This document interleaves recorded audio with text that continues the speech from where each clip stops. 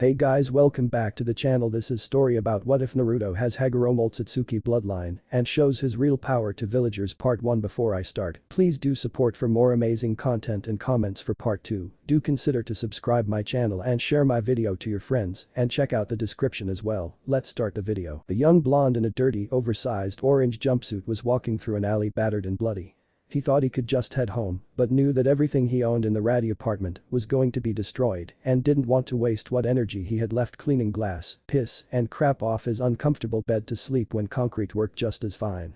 This was a fun birthday. The blonde thought as he began to wonder why every year he was viciously beaten. He was interrupted by a white-haired, pale man in more ragged clothes than him. "Hey boy." The blonde turned braced himself for another beating, but his eyes said, "You can knock me down, but I will get up." The man saw this, the will to take anything head-on clear in the boy's eyes. "Relax boy, if I wanted to hurt you I would." The boy did when he heard "if I wanted." The boy knew when people meant their words and when they were lying. "May I ask what do you want, sir?" It was barely noticeable, but the man knew this kid was a natural at acting. If the kid didn't add that "sir" I would have bought he was a polite. This kid has some pride. The man thought and began thinking, how good is this boy? During the 4 years this man has bummed in the village, he noticed how they treated this child and how it was giving him natural skills, survival skills. The child is able to sneak past trained Anbu ninja and avoid detection while wearing bright orange, set elaborate traps for his pranks, hunt and salvage, and lastly a high threshold for pain. The man personally witnessed that when the mob was beating him and didn't give them the satisfaction of a scream of pain. "You remind me of my former clan, but less stupid and hungry for a fight." "What was your clan?" "Unimportant. Why were they beating you?" The boy's eyes lit up with hope that someone was caring for him, but dimmed when he realized he didn't know why he was being beaten either. "I don't know, but they say I killed their loved ones and I am a monster." The boy looked sad. "If you were a monster you would have killed these bastards after the first beating." The man's words reinforced the blonde's already iron will. "Kid, you're gonna hang out with me. My name is Kagaya Kishimura. What's yours?" "I am Uzumaki Naruto. Nice to meet you, Kagaya-san." Naruto gave a real smile that made Kishimura smile back. "This kid is special, I can just feel it." The following week they became close. Naruto saw Kishimura as his big brother. He would buy things for Naruto since the blonde wasn't allowed in most stores and started training the boy. While Kishimura saw Naruto as a son, he didn't know when he started thinking it. He figured it was due teaching the kid some taijutsu and how to anticipate an opponent's attack. The kid was already extremely observant of people's actions, but it was actually the fact that he taught Naruto about the Kagaya clan and their idiocy. Kishimura held no love for his clan's love of death, which led to their demise, and now he was the only one left. Naruto had asked why not try and rebuild the clan. But she replied, "I'm sterile so I couldn't even if I wanted to." It was the truth. He didn't want to rebuild the clan, but he did want a son to carry on and hopefully make a more peaceful clan. Bone manipulation is very useful and would be useful for the kid. He holds no malice for the village, yet the village hates him. I doubt he would be hell-bent on revenge if he would gain power, he thought as he believed he found someone who could rebuild a new one. Then why talk about them? Wouldn't it be better just to forget the past? Naruto asked, reflecting on his own life. It is good not to live in the past, but you should never forget the lessons they teach. There is a saying. Naruto was actually a smart kid but has to play dumb in front of the villagers. Those who don't learn from history are doomed to repeat it. The Kagaya looked at the child and smiled. He knew the blonde wasn't stupid. "Hopefully it leads me to actually winning a game of shogi." Kishimura replied with small chuckle. "We'll see, Shinai-san, we'll see." Naruto replied with his own laughter. After a short while of laughter Kishimura looked deep in thought. Naruto noticed Kishimura's silence and contemplating look. "Shinai-san, what are you thinking about?" "Naruto, what would you do with power?" Without an ounce of hesitation the blonde replied, "Protect those precious to me and this village." "Why protect them?" "They may hate me, but the Hokages saw something in the village worth protecting and I will protect it for them." Again no hesitation. "Why not get revenge?" "The best revenge against an enemy is to be happy," Naruto stated with the biggest smile he had ever seen. The blonde noticed every time he smiled the villagers who hated him got in a bad mood and ruined their own happiness by trying to hurt him. "Kid, I want to give you my Kekai Genkai." A shocked expression appeared on Naruto's face. "How?" "I have an idea, but give me 2 days to prepare and I will meet you at your home." The man smiled and left, leaving Naruto to wonder. 2 days later at night, Naruto had snuck Kishimura into his apartment, avoiding all Anbu eyes. Naruto closed the door and blinds. "So how do I get your bloodline trait?" Naruto asked. "Naruto, you're about to undergo an extremely painful process." Kishimura looked serious as he made that statement. "Are you sure you want this?" He knew Naruto wasn't a person who wanted power for the sake of power and also someone who wouldn't go back on his word. "Cause if so, promise me you will protect those precious to you." Naruto nodded as Kishimura gave a soft smile. Then let us begin, lie on the bed and raise your shirt to reveal your stomach. Naruto complied as he was instructed. Kishimuro walked to Naruto pulling a small knife, slicing the tips of his fingers on his right hand. Naruto, I will now make 5 cut on your stomach. Naruto nodded and didn't even squirm as he was cut, unbeknownst to the man the cut were within the outer layer of the seal. He placed his hand on the blonde lining up the cuts. I will now convert my blood to chakra and pump it into your chakra coil, it will hurt. On cue, Kishimuro converted his blood, focused it into Naruto as the boy slipped into unconsciousness. Naruto's mindscape. Hey kid, about time you showed up.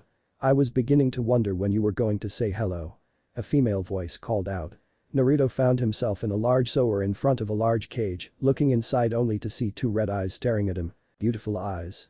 Those 2 words caught the creature off guard to let out a giggle. Who are you? You could call me your other mother, seeing I had an influence on you when you were developing, but who I am is the Kyuubi no Kitsune. The Kyuubi paused and cringed in expecting the blonde to yell at her. So? That caused tears to swell in the giant fox eyes. But I'm the one who made the village hate you. Naruto could hear her crying. I know the eyes of vengeful and evil people, your eyes tell me you're neither. A giant smile appeared on the fox's face. So why did you attack the village? The fox let out a sigh and decided to answer. I was controlled by an Uchiha who claimed to be Madara, but I was controlled in order to destroy the village. Appo reached out of the cage, grabbed Naruto, and pulled him into a gentle hug. I almost hurt my precious child. Naruto felt the warmth of a hug filled with love and hugged back. So you knew my parents? Yes, I was sealed in your mother who was in Uzumaki, but unlike her predecessors, her seal didn't keep my power from leaking into you. The other rose to stroke his birthmarks, which made the boy let out a purr. Suo cute, my little kid purrs, ha ha ha. Naruto pushed her paw and pouted. Aw, it's cute, but I have something to talk to you about. She stated as she placed Naruto back on the ground as he looked at the giant fox confused. It is about this Kishimuro giving you his bloodline. The fox lowered her head to be on level with him. How do you know that? The Kyuubi's mouth formed a smirk. I'm a part of you, so I do know what you're up to. The fox's eyes reflected the boy like mirrors, showing changes. His hair now platinum blonde with white highlights, eyes now baby blue with dark blue lining around the pupil, and his birthmarks now highlighted in red. It seems you now have a 4th Kekkei Jinkai. Naruto seemed very confused. What do you mean 4? Simple, due to having this seal placed on you have 2 chakra-based ones. The Kyuubi held up 2 claws. First, because the seal compressed your chakra, it made close to the same density of iron. On an adult it wouldn't become genetic, but since it was at such a young age, it happened to become natural to you.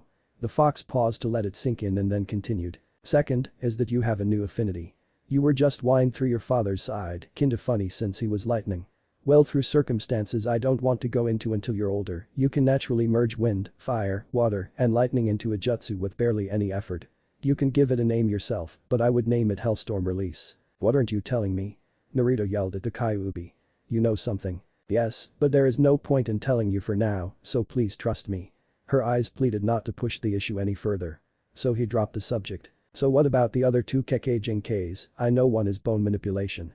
The fox nodded. Yes, but the other is blood manipulation. Naruto looked very confused. How is that? The fox frowned, then began to growl in anger. Naruto knew it was directed at someone else. Because of the constant amount of blood loss and being constantly poisoned. You on several occasions have stopped yourself from bleeding to death with your will to live. Due to being malnourished, your body actual to nourishment from the poison, so instead of just iron in your blood, it is some form of alloy. You also produce 3 times the amount of blood, so it will appear as if your blood is black. Again a look of confusion appeared on his face. If it appears black and all this other stuff, why haven't the doctors said anything? Because they're bastards who have been trying to kill you. Naruto was saddened by the statement. Kyuubi noticed this and sighed. I am the one who has been healing you when you were hurt, but now you must awaken and bury Kishimuro. Naruto was going to ask what she meant, but before he could, he vanished from his mind. Sorry, Naruto. Naruto's apartment. Naruto's eyes opened to see Kishimuro frozen in place with a smile. Shine Iasen, are you okay? Naruto noticed he wasn't breathing. The boy was about to cry when he noticed a letter placed on his chest. Dear Naruto, if you are reading this, then you're alive.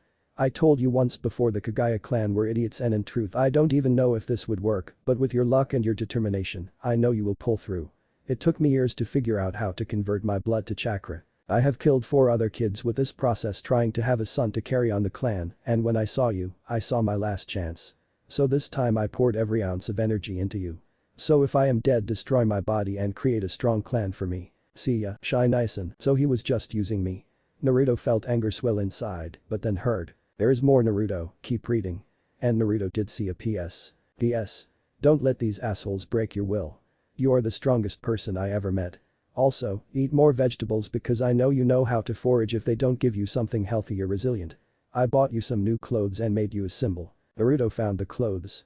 There were a few black shirts, Anbu pants adjustable, boot sandals, and a black hooded jacket. He saw the symbol. It was the Uzumaki swirl turned into a skull, and the jaw was jagged, white bone.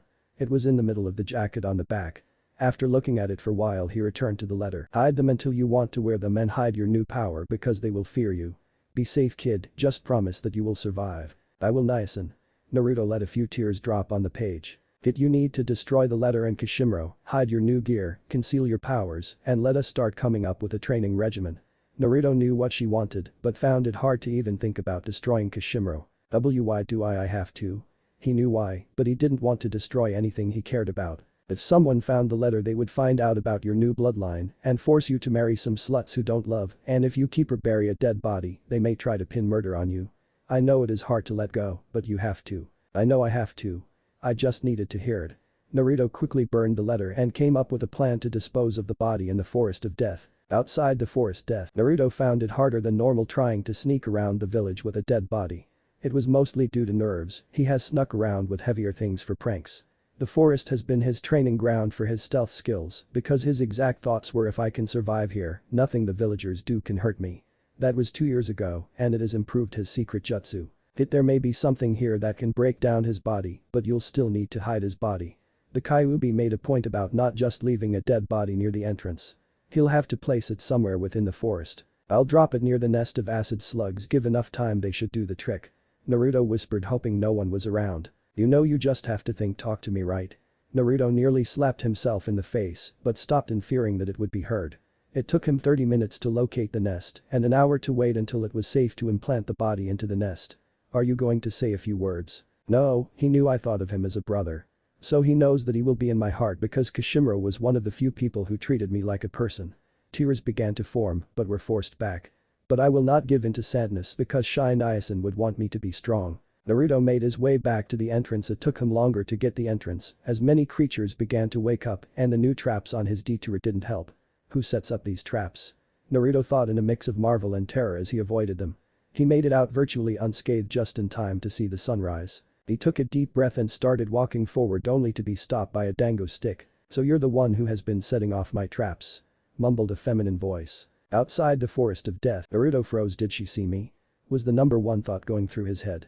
He turned to see an attractive woman with purple hair and a beige jacket, orange miniskirt, and possible revealing see-through shirt. The jacket seemed to perfectly hide where they are. Not surprising, it is you, Naruto. He was shocked that she knew his name. Most adults just called him horrible names.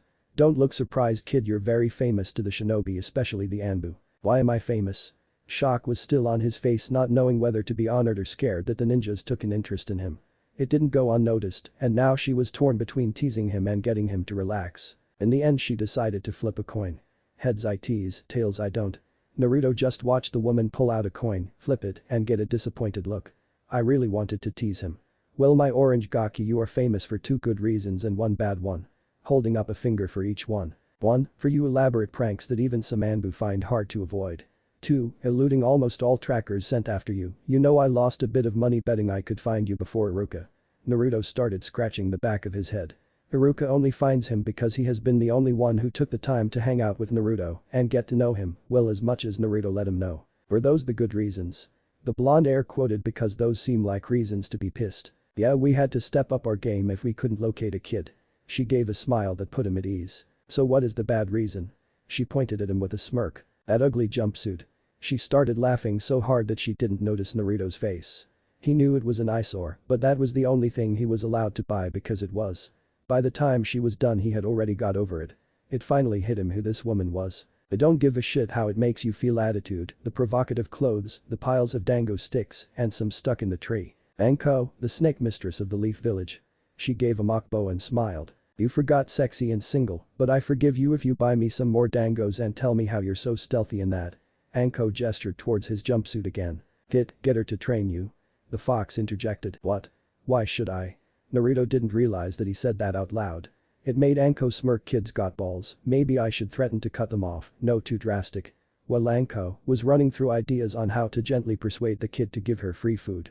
Naruto was having a conversation with his inner demon. Because if you get proper training you can become an extremely powerful shinobi, even Hokage like your idol the fourth, minus the dying part. It did sound appealing to Naruto. Also, if you are taught some good jutsus you can use them as bases for your bloodline justice you will create. The Kyuubi had motives: 1. Get Naruto to speak his mind more and not fear backlash, and 2. Have the skills to back it up. But points. Naruto came out of his conversation to see Anko in deep thought. Anko was close to figuring out a good threat when he interrupted.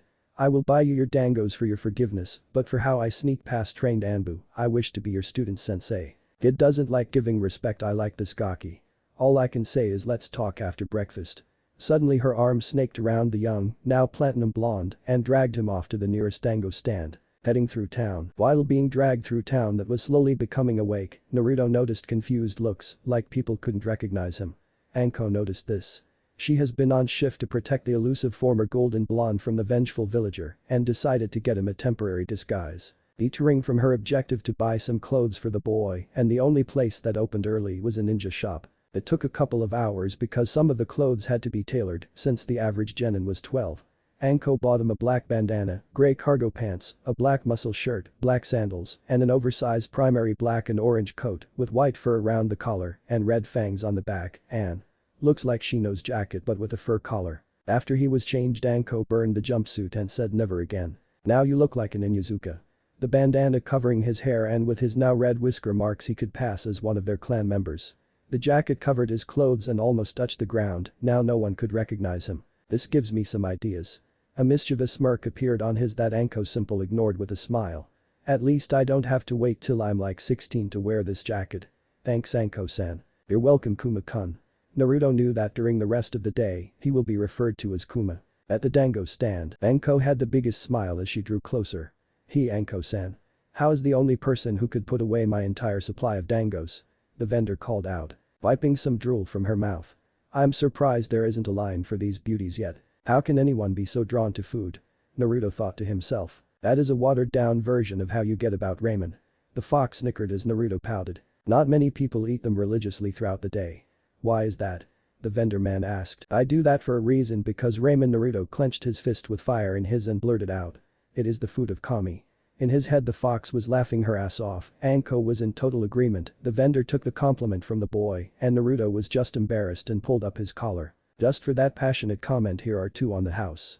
The man then produced 2 dango stick baskets, one for him and the other for Anko. She gave him a slap on the back and a grin that said good job. You still need to buy me some more. Naruto sighed as he pulled out a dirty green frog wallet, pulled out some money and placed it in the vendor's hand. It took a minute as the man made some more and handed him 3 more baskets. Naruto was shocked that the man actually gave him 3 good-looking baskets and not just one crappy one, but didn't let it show and just thanked him. They took their dangos to the nearest bench to enjoy. It wasn't bad for the first time eating dangos. Not as good as ramen, but still good. He thought as he munched and tossed the stick. Now Anko-san, are you going to train me or not?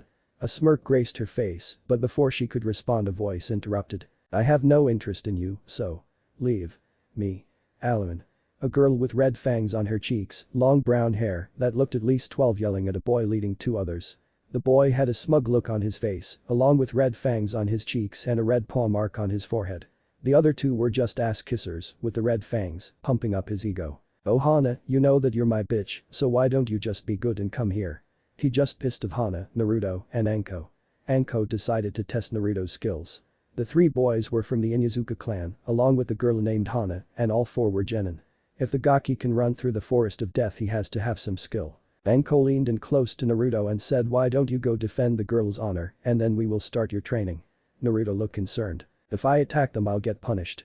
Naruto whispered to the purple-haired woman, who just smiled. Uzumaki Naruto would get punished, but Inuzuka Kuma isn't under the civilian council jurisdiction. A smirk appeared on his face and then turned into a full-blown smile. He really wanted to beat the crap out of those smug boys. Naruto nodded, got up and walked to the arguing genins. Your dad tried to court mom, but didn't have the balls, so why do I want to mess with a weak offspring? Hana jab hit the mark when the boy's face became red with anger.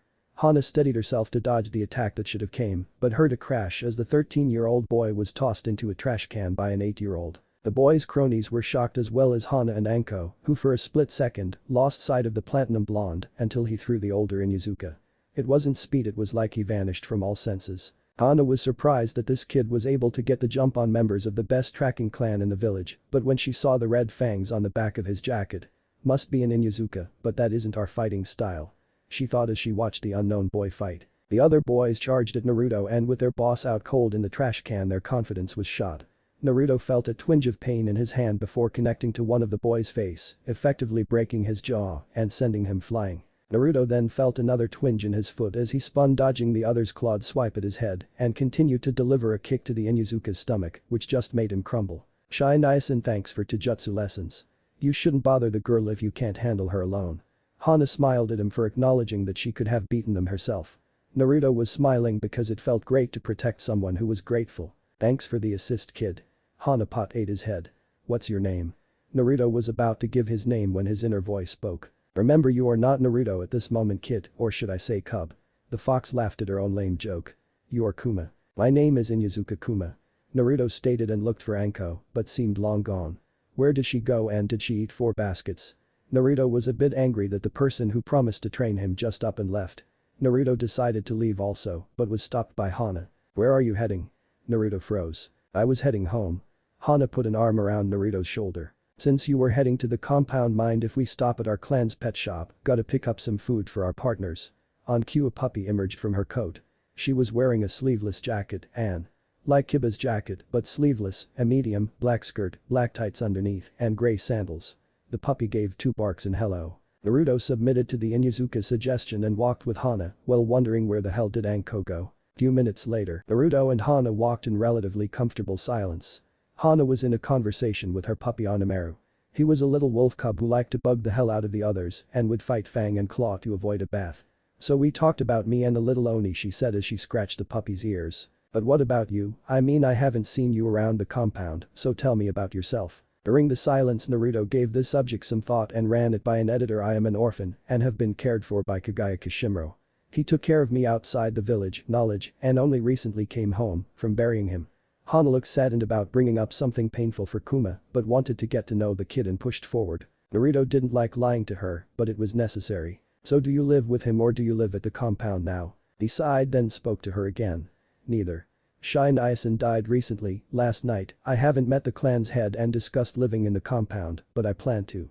Naruto did plan on discussing being trained by the clan heads since the shinobi haven't been involved with his mistreatment except for the Hyuga and Uchiha clans. The only ones from those clans he would think about talking to was Itachi, who would stop by to talk and say Naruto should meet his sibling, and Hinata, but she can't seem to talk whenever he is around. Well, when she hears how you helped out her daughter against a few idiots, she probably let you live with us.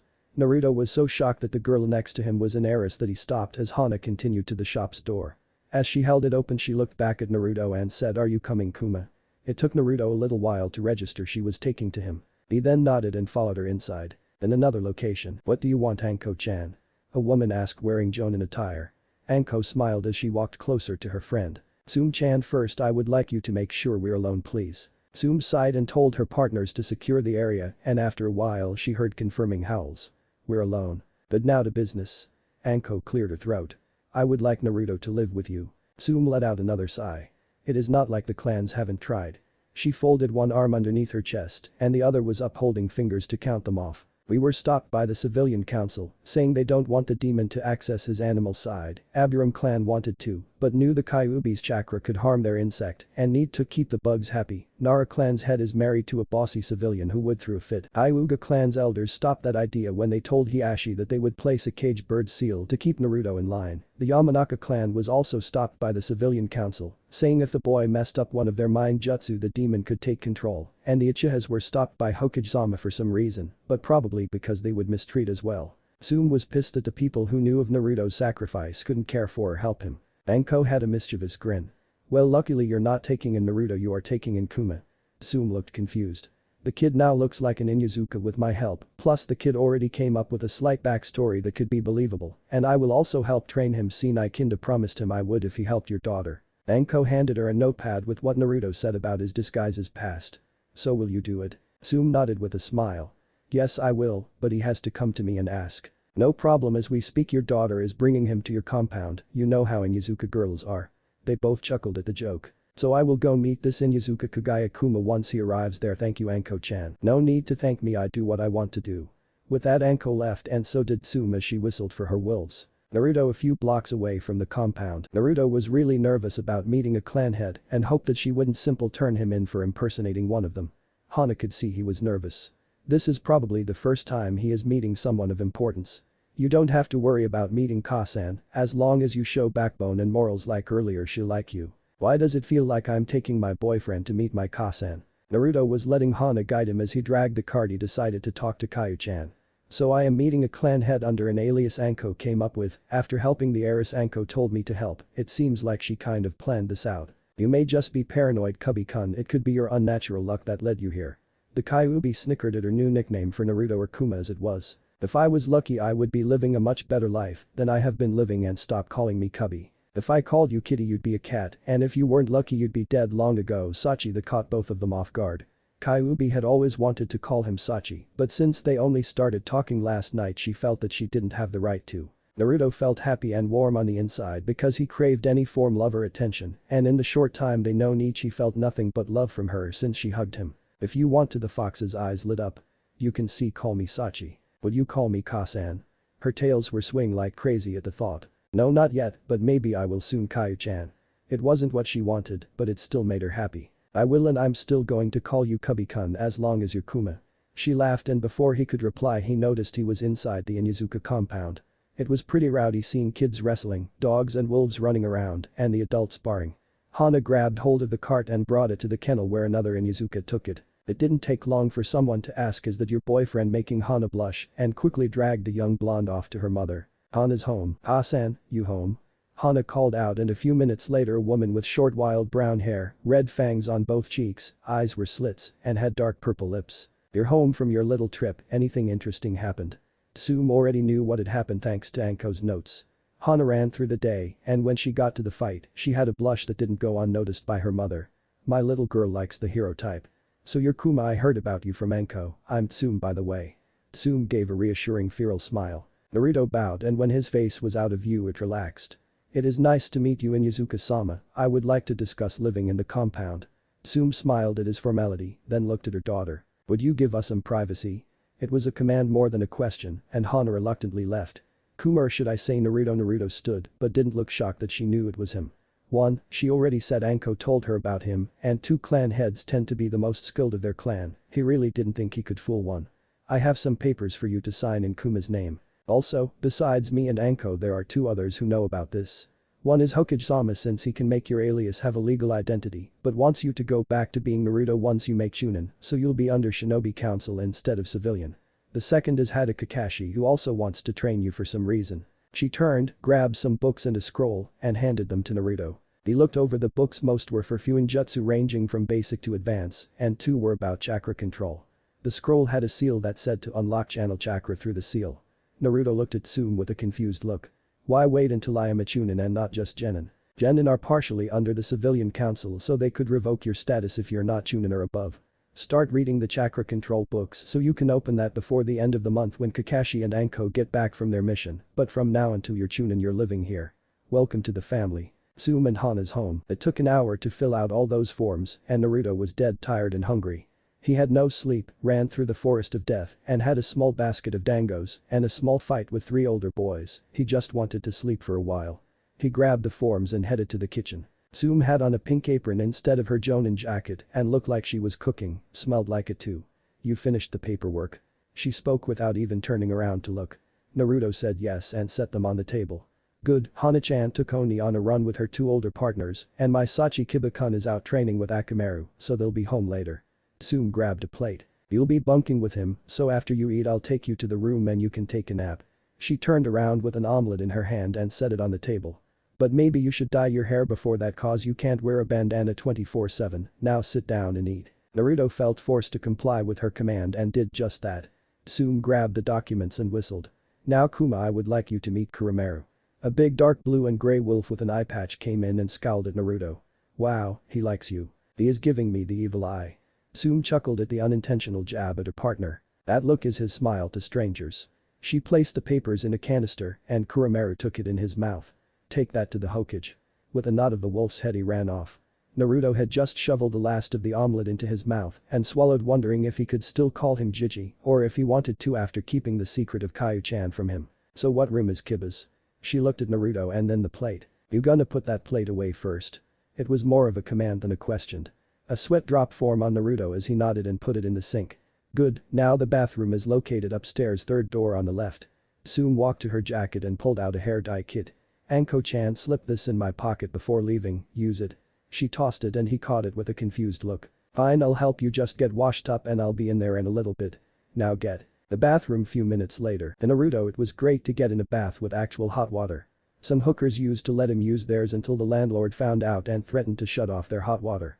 This feels great. Remember to wash behind your ears. Yeah, you know what I just realized. What? That you don't have any spare clothes. That and that I have to get some stuff from my apartment. Like what? Before he could answer, the door opened and Tsume walked in. She expected him to scramble in embarrassment like Kiba when he forgets his washcloth, but he just looked at her as she held a stack of clothes and the kit. So what will my hair color be? He asked with mock interest, since all Inuzuka clan members had brown hair. Well, Gaki, you seem comfortable being naked around women. She placed the clothes on the counter and walked to Naruto. Hope you don't mind being a brunette. It took 40 minutes to dye his hair. That was relaxing, thank you, Tsume-chan. Into quick to use and affectionate endings are you. You have taken me in, fed me, and now are seeing me naked, so it is called for.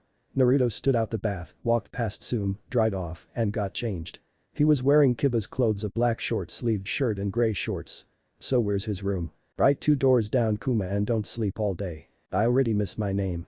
With that thought he left the bathroom. If it weren't for his eyes, the red whiskers, and the fact he's bigger, he could pass as Kiba's twin. Naruto's mindscape. Hey, Sachi-kun.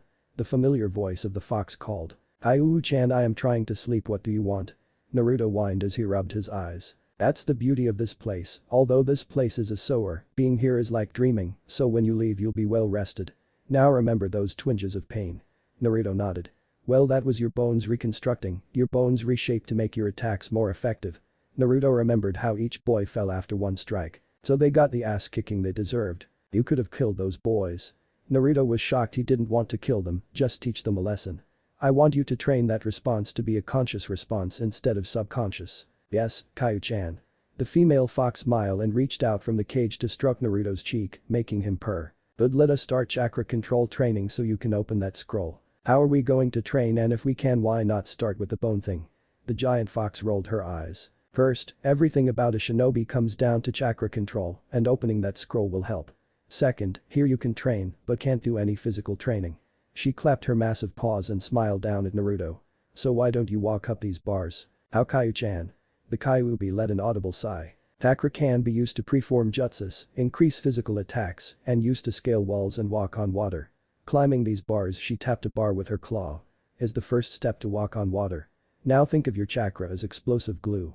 Too little you don't stick, too much and you shoot right off. Now begin. Yes, Kaio-chan.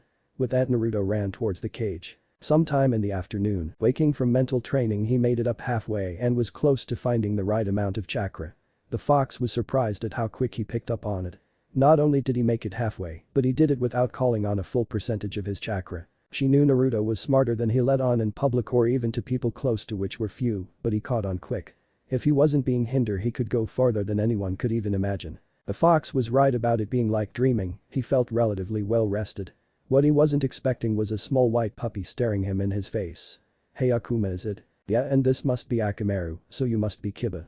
Naruto turned his head towards the door to see a boy with brown hair, the red fangs, wearing a beige long-sleeve shirt and gray shorts. Yeah, I am, and that's my bed.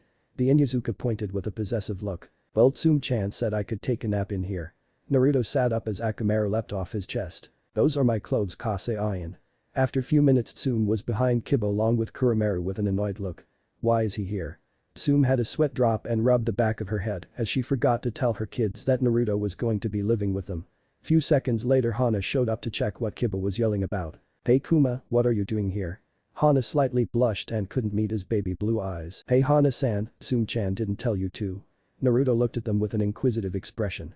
Hana became jealous about the fact that her Ka-san got the affectionate ending and she didn't. Kiba voiced his own opinion. Don't hit on my Ka-san. You may have helped my Onachan, but that doesn't mean I like you. Kiba was a grade A mama's boy, seeing he had her brown slit eyes. Naruto rolled his eyes. Calm down, pup. Kuma will be living with us, and now since he is awake, why don't you show him around?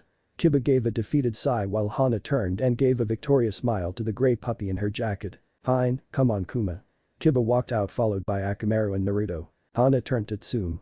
Why did he call you Tsume-chan Kasan? Tsume looked at her daughter with a smirk. His exact words were, you have taken me in, fed me, and now are seeing me naked, so it is called for. She chuckled as she left Hana with an obvious look of jealousy. Kiba and Kuma walking around for an hour, and those are our clan's personal training grounds. Kiba was still a bit annoyed. At what age do you get your partner? Naruto was trying to have a friendly conversation with him. It's up to the parents.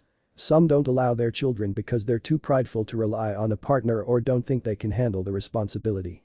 Kiba got over what happened earlier if barely, but what was eating at him was that he had the feeling he knew Kumo and couldn't place it. That's him, Otu-san, the one with the red whiskers. Naruto and Kiba turned to see the boy from earlier, followed by a tall, fairly muscular, shirtless Inuzuka man with giant red claw on his chest. He's the one who attacked us. The man looked at Naruto then struck his son. You got beat by a pup younger than you, shameful, but I can't let someone disrespect my family. He then pointed Naruto. You're going to apologize to my boy and you, he then pointed to Kiba. Are going to tell Hana that Kuzo will pick her up at 7. Now that is a prime example of overly prideful. Kuma, meet the scavenger family Kuzan and Hisachi Kuzo. I met Kuzo earlier, didn't care to get his name when I tossed him, and I can tell the only thing big on Kuzan is his ego. Naruto's jab hit too close for Kuzan's liking, and it didn't help that many Inuzuka members who heard it had started laughing. You little bastard. Kuzan was about to verbally try and put Naruto in his place, but was cut off by Naruto. I know your type, can't fight the big dogs, so you get your ego boost from taking scraps from pups and beating them to try to make them fear you, probably why you can't get one of these dogs to be loyal to someone so weak. Now everyone was laughing at the fact the little boy had hit the nail on the head and it made Kuzan pissed. You little fucker, I'll show you who's weak. Before he could dash at Naruto, Kuramaru and 3 grey puppies appeared. One was Onamaru. Few seconds later Hana and Tsume appeared. This is embarrassing for you, Kuzo, seeing your Otu-san being put in his place and you Kuzan Baka trying to fight a kid. How low can you go? Agaki needs to learn respect. You need to grow a pair. Naruto interjected. You're lucky Tsume-sama is here protecting your ass. Kuzan tried to intimidate Naruto. Fine, Tsume-chan, I wish to fight him. Tsume looked at Naruto and smiled a bit. Are you sure, Kuma? Even though his is a weakling, he is low chunin level. Tsume stated, not seeing an ounce of hesitation. He is still a set it up. Kuzan was getting more and more pissed as Naruto talked. Fine, training grounds 10 minutes, get whatever you need ready. With that the crowd dispersed as people could be heard making bets. Kuma, Sachi, come here. They both complied. How did this escalate? Because he's an ass and thinks too highly of himself.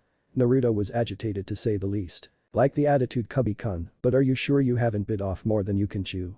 Waking from her nap after helping with his training. I can't stand people like him. The mob that came for him was made up of nothing but people like Kuzan and those who couldn't grieve. Like the attitude, Gaki, but did you bite off more than you can chew? Tsume asked as Naruto chuckled. He disrespects Hana-san by implying that she would date that coward of a boy he has. Hana was slightly blushing at his words, though it went unnoticed by the boy, but not Tsume. Kiba was growing to like Kuma. Then let us prepare for your fight. Hope you know what you're doing, Naruto. 10 minutes later, everyone who was interested in the fight gathered in the clearing that was their training grounds. There were 4 trees in the clearing surrounded by a forest. Tsume was in between Naruto and Kuzan, who were standing in the center of the field. Welcome everyone to a friendly little spar between Inuzuka Kagaya Kuma. Some cheers were heard from those who betted on him and from Kiba and Hana. And Inuzuka Kuzan. A mix of boos and wimpish cheers. Now I am the proctor of this fight, so I will call the match, understood? Tsume received nods from them both. Okay, begin. Kuzan closed the gap quickly and thought that if he landed one hit it would end this insult on his pride. Naruto saw the wheels turning and spaced his feet to balance himself. Kuzan swung his hand in order directly into Naruto's face. Naruto again felt the twinge in both of his hands as they grasped the arm, whipping him over his shoulder. The Inuzuka contorted his body to land on all 4 instead of his back. He scowled at the fact he was thrown by an 8-year-old with little effort. He didn't let the boy enjoy the small victory as he closed the gap again. Swiping in close combat as Naruto either blocked or dodged the attacks. He couldn't get through Naruto's defenses. You have given up on training, have you, Kuzan? Shut up, brat. Kuzan started attacking faster and a bit sloppier. He swung wildly with his left. Naruto ducked under and jumped forward, delivering a solid blow to his kidney before Kuzan backpedaled. Is it because too many people have beaten you to the point you've given up? In the stance Kishimuro taught him. 4 legs technique chakra enveloped Kuzan's body as his nails became claws, eyes became feral, and his teeth turned to fangs. The speed increase was obvious along with an increase in strength as the assault began once again. None of his attacks were landing on Naruto, but Kuzen's reach was far greater than his. Damn, I can't fight back. Right now it is a waiting game, just wait for an opening. Not many other options, but his attacks are getting heavier. You can take it, you've been through far worse. Naruto was brought back to the fight as he noticed he was in the shade of a tree. Naruto was in a bad position as he felt each of his own steps was painting him into a corner. The Inuzuka clan were not tacticians, and he could see the thought in the man's head was crushing Naruto. The crowd was a bit rowdy with those who were betting. Some chanting for Kuma to turn it around, and others saying Kuzen, you worthless bastard, knock the kid out. It didn't take long for Naruto's back to touch bark. An unsettling smirk graced the man's face. He jumped back and shouted, tunneling fang, up the tree Naruto. Without a second thought he ran up the tree to Tsume's surprise. Since when did he learn that? She thought as Kuzen slammed into a tree, tearing through the trunk. As the tree toppled, Naruto jumped and was over the man's head. He could feel the twinge in his feet as he planned to land square on Kuzen's back. Naruto started channeling chakra to his legs and started falling faster to his own surprise. Kuzen got a whiff of the boy overhead and tried to dodge left, but his right leg didn't get out of the way fast enough as Naruto landed hard on his calf. Everyone cringed as they heard a loud sickening crack and scream of pain. Naruto, do you know what you just did? Naruto couldn't answer as this was the first time something like this happened for him. You crippled the bastard and I am happy about that, but you should not try new things in the midst of battle. What were you thinking? I just wanted to knock him out, so I channeled some chakra to make sure I did. When you focus your chakra to scale a surface it is like anyone else's, but when you focus it into an object or limbs, it makes them become denser along with becoming heavier. Why didn't you tell me this? I wasn't expecting you to do something you haven't really been taught in a fight. Tsume called the match, naming Kuma the winner as Kuzen continued to scream in pain with his Sachi, trying to calm his O2. Some money exchanged hands as the crowd dispersed, not caring that a man was crippled. Tsume dragged off Naruto as she told a man to take Kuzen to the hospital. Back at Tsume's home, okay, spill a kid, when did you learn tree climbing? She wanted to know and was interested to find out how a child learned a technique that fresh genin didn't know. Not too long ago. That answer just raised more questions. Who taught you? Was it Iruka-san? No, it was someone who wants me to be a great shinobi. That answer didn't narrow anyone down because even if he didn't know it, there were many who would want that. The only thing it gave away was the fact he was a fast learner. Tsume could see he wasn't going to give a name and his eyes said, even with if you threaten me. Fine, I won't push any further, but since you got tree climbing down, which requires a degree of chakra control. Tsume grabbed the scroll and tossed it to Naruto. See if you can open that. Channeling his chakra to the seal, it began to dissolve. Tsume's eyes widened when he opened it. Alright Kuma-kun, these are a few jutsus that Kakashi, Hokage-sama, and Sexy and Single Me want you to learn. With your chakra reserves should come in real handy. When you have learned the jutsu, put a drop of blood in the box next to it and they will disappear. Shadow Clone Jutsu. Kakashi, Mass Shadow Clone Jutsu. Me go big or go home. Shadow Clone Bomb Jutsu. Me again. Chameleon Jutsu. Hokage-sama, but if you peek on any woman in the village I'll castrate you. Body Flicker Jutsu. Kakashi, below are the jutsus, and their descriptions, just wanted you to know who to thank. Also, by opening the scroll, it has alerted a pretty damn good Kinjutsu specialist codenamed Nico. She'll start teaching you the day after you open this thing or when she has time. Side note, she doesn't know that Kuma is Naruto, and this sentence will disappear after 10 minutes of being open. Once all jutsu are learned the scroll will destroy itself. See you when we get back. Enko baby. Enko, you are a crazy bitch. Tsume thought, looking after reading the letter over Naruto's should. She then noticed that Naruto was heading to the door. Where are you heading, Gaki? He stopped at the door and turned with the scroll in hand. I am going to train, there is still plenty of time left in the day. With that he left, leaving Tsume admiring his dedication to hard work and hoped that it would rub off on Kiba. Hope he returns in time for diner, don't want to be wasting good food. Hana, Kiba, I want you two training till diner time, got me? Haya-san. Both pleaded, Onka-san me. I don't want my kids being slackers. Later that night, Naruto came back tired, dirty, and bruised. The only ones up to greet him were Hana and Tsume, while Kiba went to bed straight after diner. You're late getting home, Kuma-kun. Hana stated, not catching her ending. You're late, Gaki, eat up, clean up, and go to bed, you have school with my Sachi in the morning. What's in the sack? Noticing that he was carrying something over his shoulder. These are the clothes Shy Niacin got me. I can't just wear Kiba-san's clothes. Okay, then I will be going to bed night. Tsume waved as she headed upstairs. Don't stay up late, you two. She disappeared upstairs as a pillow hit the wall, leaving Hana blushing in the living room. I can put the bag in Kiba's room for you if you want. Thank you, Hana-chan, let me just take out my pajamas and you can take it. He took out a lavender pajama suit and a goofy hat and then handed the bag to Hana. Well, I'll head to bed, but I'll drop it off Night Kuma-kun. She headed upstairs lugging the sack. Night Hana-chan. As she disappeared to the upper level, so I get to go to school. Yup, Cubby-kun, but there are two things I want you to promise me. What are they? 1. Keep your bloodlines hidden, they could raise too many questions, and 2. Don't be too good or too bad, just fly under the radar, okay? Yes, Caillou-chan, I promise to be unremarkable at school. Also, have they made it to the library? He felt the fox smirk. Yes, Sachi. Good. Naruto headed to the kitchen with a smile. Outside the shinobi library, 3 figures were perched on the roof. Remember, boss want affinity training books, elemental jutsus, some more Fuinjutsu books, Kinjutsu books, and possibly a hobby. The 2 Anbu on guard leave 48-second window every 20 minutes. The 2 on guard are Hawk and Falcon, both sensor nin, so we'll have to stay in that state when we're in there. I really hate how it feels, but is extremely useful, so when you're in there find a book on human anatomy by Tsunade. Why her, is she special or something? She is a sannin of your village, considered the strongest shinobi, and world best medical ninja. Also, learning about the human body could help with perfecting that. Fair enough, Caillou-chan. They closed their eyes. Remember the feeling of death.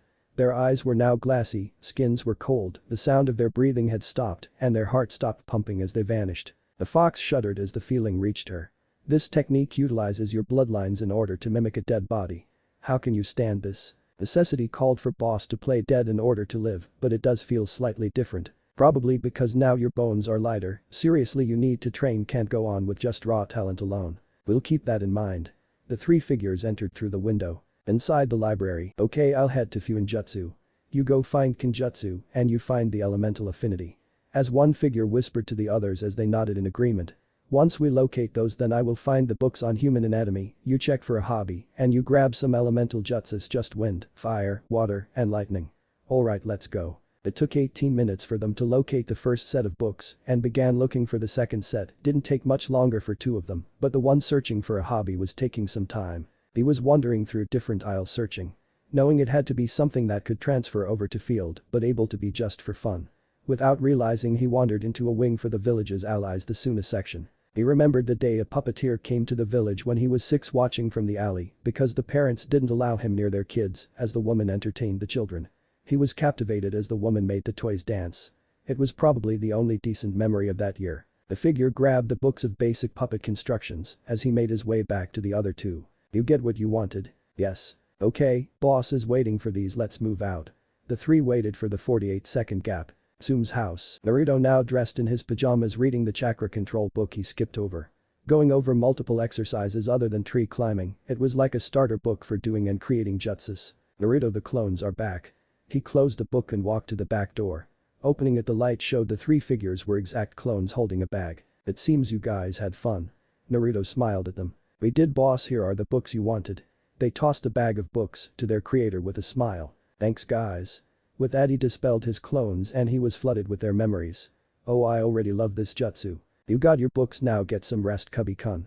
You have your first day of school. He smirked as he headed to the stairs. This is going to be fun. You can't prank anyone, it could give away who you are. Naruto pouted at that fact. Okay, less fun. You could think of this as a giant prank on those who are trying to hold you back. Okay, that's even more fun. Next morning, waking up would have been nice for Naruto. The sun was up, birds were chirping, and he was laying on a very comfortable futon. What killed it was Kiba fell off his bed and decided to cuddle. Ow, you two are so adorable. Naruto scrambled out from under Kiba's arm, waking Akamaru, who found a spot in between the 2. Turning his head to the door, he saw Tsume with a camera. I see you found out Kiba is a cuddlier. Naruto had a panicked look on his face, followed by a pleading one. Please tell me you didn't. Consider it insurance if you don't listen. Now get ready. Wake up. Kiba shot awake, startled by his mother. Get up and get dressed. She left while looking at the picture, laughing. In the dining room, Kiba was the first to go downstairs with a big grey jacket with a black fur on the hood and sleeves over what he slept in, followed by Akamaru. Naruto came down a bit after in black cargo pants, sandals, and undershirt with the jacket Anko bought unzipped to show the shirt. Do you guys have everything you need? Tsume asked from the kitchen. Yes, Ka-san. Yes, Tsume-chan. He didn't know what he needed, being the first time getting a formal or legal education. But breakfast will be ready in a minute. The 2 boys sat down as Akamaru jumped up on the table. Ka-san, where is Nichin? Kiba asked, noticing his sister wasn't at the table. She is out with her team chasing a cat and won't be back until the end of the day. Why is that, Tsume-chan? They could hear her laugh from the kitchen. You'll find out if that cat lives that long. Kuramaru walked out, gave a nod to Kiba who was still half asleep, approached Naruto and gave him a couple of sniffs. After 2 sniffs Kuramaru barked, Akamaru pounced at Naruto and started squirming through his clothes. Naruto was laughing as the puppy made his way to the top of his head. Once out the pup barked, Kuramaru sniffed again and gave a nod. What was that about? Thought a confused Naruto as the white pup jumped off. Just guessing, but I think you didn't smell right. Ha! Hatsune walked in with 2 plates of food. Biba, once you're finished head out, I need to talk to Kuma. The Inuzuka boy just mumbled in agreement as he started eating. Naruto got a little bit nervous but started eating. Biba left with Akamaru in his coat. Tsume turned to Naruto and handed him Aburam-style sunglasses. What are these for? I hate to admit it, but Inuzukas are not the brightest. Naruto placed them on. If people ask, you're a blood pact child and the clan it is with is only known by the clan head and Hokage. Also, back to the bright statement, no playing shogi with an Ara boy. Naruto was shocked and didn't make an effort to hide it. How did you know? She sighed. You are elusive, I have to give you that, but you're not good enough to elude everyone 24/7, no one is. Flashback, Shikamaru was the first friend Naruto made. He was 5 when they first met. Naruto tried entering the civilian library trying to find something to pass the time. He didn't know how to read, but being not allowed to do anything didn't leave him much options. Like every other place, they were quick to toss him out once he set foot inside. Once it was night, he snuck in and stole a few books from random sections based on the interesting looking covers. The next day he was looking through them in one of the unused training fields, realizing that only 2 had pictures in them, he threw one behind him. Ouch, who threw that? A voice came from the direction he tossed it. A boy around the same age with a hairstyle that could only be described as a black pineapple got up. Hey, why did you throw this? The boy now holding the book in hand. Naruto knew he had to try and talk his way out. I was finished with it. The boy had a disbelieving look on his face. What's it about? Naruto felt he was caught. Things and stuff, if you want to know, why don't you read it? I have, it is a poetic book of philosophy comparing humans to clouds. Naruto knew he couldn't talk his way out anymore. Troublesome, you can't read, can you? Naruto just nodded. Well, this isn't a book you should start with. The boy walked over to look at the pile he had. You should start with this one. What is that one about? It's a how-to book on reading. A sweat drop formed as he didn't realize that he took a book that could help him. Will you help me? Naruto's eyes pleaded. The boy sighed troublesome and sat down. My name is Nara Shikamaru, by the way. Naruto smiled. Mine is Uzumaki Naruto, and thank you. Over the next few weeks Shikamaru taught Naruto to read far beyond his age, so Naruto could read the book he hit him with. After a month he introduced Naruto to shogi, which they played 1 game every weekend in the field. Naruto made Shikamaru promise not to tell anyone about their meetings, not even his best friend Choji. Flashback end. Okay, Inuzuka-sama. Tsume noticed how she went from Tsume-chan back to Inuzuka-sama, like she took a step back from making him open up, and she knew the following wouldn't help. You also can't hang out with Iruka or Tuchi and AM, they could expose who you really are. When she finished before Naruto could respond, he was enveloped in a hug. I know this is difficult, but it is for your own good, Naruto-kun, so please be patient and it will all work out. She pulled back a bit, removing his new glasses to reveal watery eyes. She stares into them with a comforting look. What have they been told? Tsume smiled a mother's smile. They've been told by the Hokage that for your safety you are no longer in the village and being trained by Jiraiya-sanin. He has the authority to in-field promote, so Naruto has genin status and is outside the jurisdiction of all but the Hokage. Naruto will be brought back for the Chunin exams under disguise, but Kuma is working towards genin. Okay, Tsume-chan, I will now head to the academy now. Placing the sunglasses back on, he hugged her back and left. He knew she was hiding something, but knew it wasn't bad and didn't push it. At the academy half an hour later, Naruto entered the halls heading towards Iruka's class where the future's genin were taught. Iruka would tell Naruto to meet him there sometimes so they could head to Ichiraku Ramen. He saw Iruka standing in front of the classroom door as he turned to greet. You must be Inuzuka-kuma. You're slightly late, but I'll chalk it up to being your first day. Naruto didn't mind the person who he thought of as his big brother couldn't recognize him. Even without the brown hair and sunglasses. Naruto was no longer the golden blonde with dark blue eyes, and even his whisker birthmarks seemed more like tattoos. Yes, I am sensei. Naruto had no problem showing respect to people he cared for. You're very polite. Well, let's introduce you to the class. He opens the door to a loud classroom. Iruka sighs, walks to the podium in front of the class, and does a hand sign. Sit down and be quiet. Yelled Iruka's giant head at the students who did just what they were told. To Naruto it was distorted and blurry, but it still caught his attention. I will now introduce a new student. Come on in and introduce yourself. Naruto entered the class and faces he recognized immediately: Sakura, Choji, Hinata, and Shikamaru, who was staring out the window. My name is Inuzuka-kuma. Naruto bowed. Thank you, now take a seat next to Iruka. Scan the room for an open seat. You sit next to Hinata. Hinata, raise your hand. I remember her. Flashback, Naruto was 7 when he met Hinata. Naruto was training in the forest in order to blow off steam. The images of the mob members' faces bloody and lifeless flooded his mind. Naruto wished for his hand to inflict the pain he felt back on them tenfold, but knew it would give them more of an excuse to harm him. An hour into it he overheard laughter which he knew all too well as the laughter of tormentors. Naruto took off running towards the sound against his better judgment. He came across 2 boys picking on a girl saying things like "I freak" and pushing her. To Naruto her eyes were beautiful. Naruto knew of the Hyuga clan and the side branch that were fairly kind to him. Naruto knew if he fought and beat those kids he would get beaten by their parents. If he fought and lost, those kids would be treated like fucking heroes, well, he would get off with pretty much a scratch compared to a mob beating. Either way he saves the Hyuga girl. He could tell she was main branch because she didn't hide her forehead like the side branch did. Hey. The boys looked towards Naruto. Why don't you pick on someone your own size? Naruto tackled the larger of the 2. He wrestled with the 2 until he just let them beat on him. They left talking about how proud their parents would be. Naruto sat up just barely bruised as he saw the girl looking at him. He didn't know that this was the first time someone defended her without being obligated. Thank, why you? No problem. Do you think my eyes are weird? Naruto was young, but he could tell her confidence was nothing like the main branch. I think your eyes are beautiful. Naruto rubbed the back of his head and looked away with a blush, so he didn't notice how red her entire face got. Before she could say anything in return, an elderly Hyuga showed up. Lady Hinata, do not associate with that boy.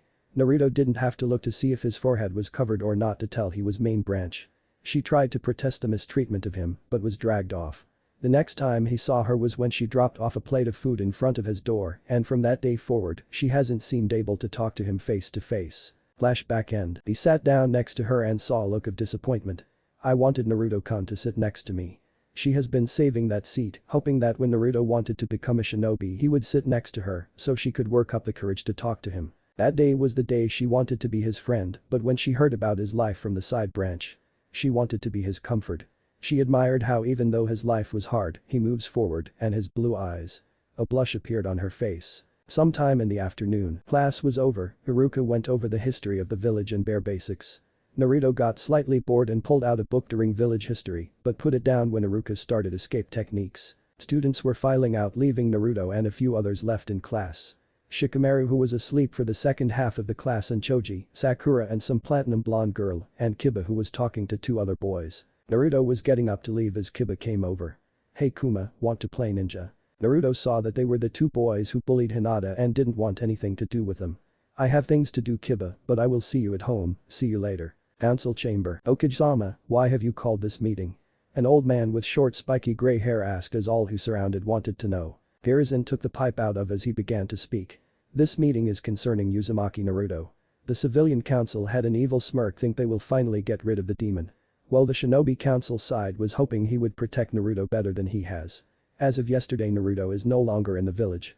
The civilian side was practically cheering at the news, all except 3 members. Where is Naruto, if you don't mind me asking, Hokage-sama? Another old man with short black hair asked. Again the civilians had an evil smirk. He is outside the village with his godfather being trained for the Chunin exams 5 years from now. The civilian council was in an uproar. A pink-haired woman rose and began to yell. This is unacceptable. The civilian council demand that you put a stop to it. Her voice screeched through the chamber and enraged the shinobi. You dare make demands of the Hokage? A platinum blonde man confronted the pink-haired woman. Our children may be friends, but that doesn't mean I won't put you in your place for your disrespect. Hiruzen raised his hand and silenced both sides. Naruto is outside your power and barely within mine, for his godfather is the most elusive person I know. A man with a black pineapple hairstyle decided to speak. You don't mean who I think you mean. Hiruzen smiled at how fast he caught on. Yes, Naruto's godfather is Jiraiya Sannin. The room was shocked. Naruto family lineage was only known to a few, but his legal guardians were only known by Hiruzen and Kakashi. Why weren't we informed of Naruto's connection to one of the Sannin, let alone the one in charge of our spy network? For Naruto's safety, many things that are his will remain only known to me, Hamura-san. That will be all. The council is dismissed. Hamura-san, Kahari-chan, and Danzo-san, please stay. Some were about to protest, but were cut off by the sudden killing intent and left. Once all were gone, Hiruzen let out a sigh. Itachi-san, you can come out. From the shadows the Uchiha emerged. Now let us discuss the matter at hand. Naruto at the training grounds. Naruto did return to the Inuzuka compound, only to find that Tsume was gone and a note was left for him. Hey Kuma, Nico-chan wants to see you go to training ground number 32, I went to a council meeting, see you later. Short, sweat and to the point. Naruto arrived a few minutes later to see a purple-haired woman in full Anbu gear with a cat mask covering her face. I see you got the message, so why doesn't Inuzuka want Kinjutsu training? It took a bit of restraint to not just go and hug one of the Anbu who had helped him in the past. I want to be a great shinobi, and I assume Anko-chan asked you to help me. Anko-chan is a good friend and I do owe her. So let's test your skills and see what I have to work with. She drew her blade and Naruto set himself in his stance as Nico disappeared from his sight. 3 hours later back at the chamber. We see no other way, I wish we could have ended this peacefully. Sarutobi said as Itachi looked saddened by the decision. I will do it, but I want Sasuke to be spared, that is one of my requests. The other, I would like to talk to Hokage-sama alone. He will speak to all of us. No Danzo, he is making the sacrifice, he has the right to make such request. So you three will leave. Not having the power to argue against the Hokage, the three left, leaving him alone with Itachi. Few minutes passed before they spoke. So what are your requests? 1. Keep an eye on Danzo. When I killed Shisui he asked for proof of death his eye. This news did not sit well with Sarutobi. 2. Destroy the eyes. And 3. Itachi reached into his pouch and pulled out a scroll. When you see Naruto, please give this to him. I had a feeling that things would turn out like this, and I wanted Naruto to be Sasuke's brother to make sure he had someone to care for, but also as an apology for my clan and how they treated him. This scroll will help with training. Please tell Jiraiya to give it to him when he earns genin status. I will. He said as he took the scroll in hand. Thank you, Hokage-sama. Itachi shined away in a swirl of raven feathers. Back at the training grounds, Naruto was laying on his back covered in cuts, some self-inflicted due to trying to counter the blade. Kid has stamina, decent taijutsu skills, not Inuzuka fighting style, no real experience, high pain tolerance, and no fear. He has great potential. Why didn't you use the shadow clone jutsu? You told me not to try anything new in a fight, Kaio-chan. This was a spar, not a fight. You are pretty good for your age, hell you're above most, but still need to sharpen your skills. How far have you gotten with that scroll? I learned the Shadow Clone Jutsu, along with Mass Shadow Clone Jutsu, Shadow Clone Bomb, and I'm having trouble with Chameleon Jutsu and Shunshin or Body Flicker Jutsu. You know the Shadow Clone Jutsu? Why didn't you use it? I was told not to try new things in a fight. How long did it take you to learn it? Nico knew that Kuma opened the scroll yesterday in the afternoon because that is when she got the signal. It took me an hour to learn the first 3, and I spent the rest of the time trying to learn the other 2. Naruto was now sitting up feeling like he caught his breath. Is this kid a prodigy or something? He learned the 3 harder ones in an hour, but the ones that should be easier he is having trouble with.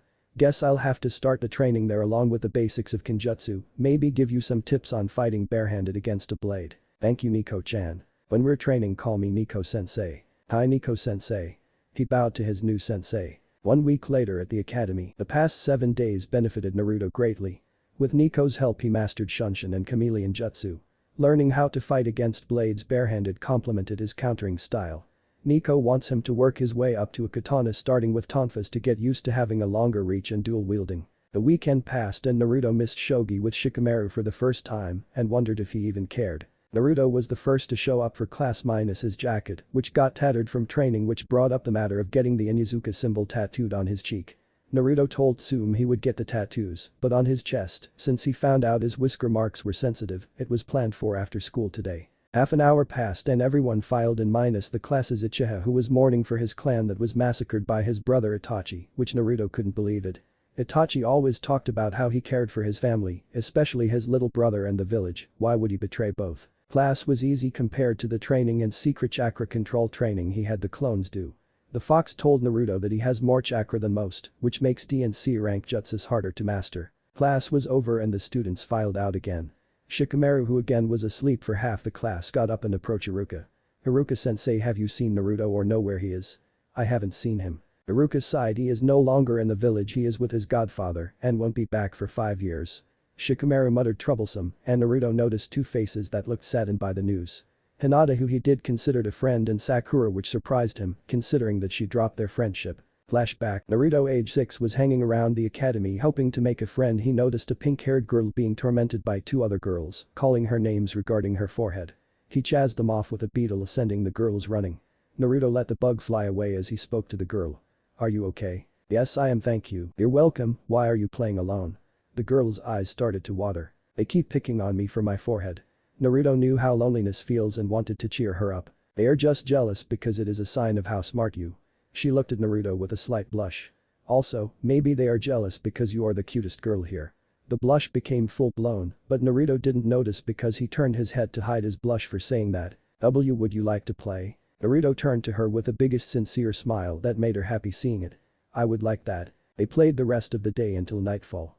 She had never been happier than that day and didn't keep track of the time. It's getting late, I should head home. My name is Haruno Sakura. I forgot to introduce myself. Mine is Uzumaki Naruto and it is getting late. He turned to see the lamps turn on, which gave her a chance to give him a kiss on the cheek, causing them both to blush. I had a fun time. Bye Naruto-kun, see you tomorrow. She ran home waving goodbye to her new friend. They played together for a week and he became arguably her best friend until one day he met her at the academy. Still playing alone, he walked towards him. Hi Sakura-chan.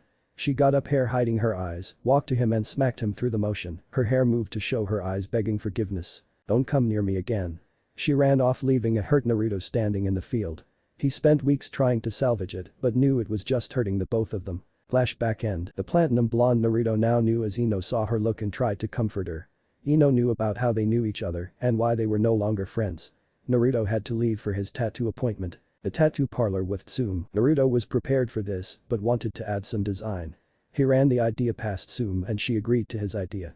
Naruto wanted white fangs with blood red on the tips and a thin outlining in red. It took 30 minutes for it to be done as the fangs looked like real top row fangs that have tasted blood. You won't be wearing a shirt for a while, Kuma, to show your ink.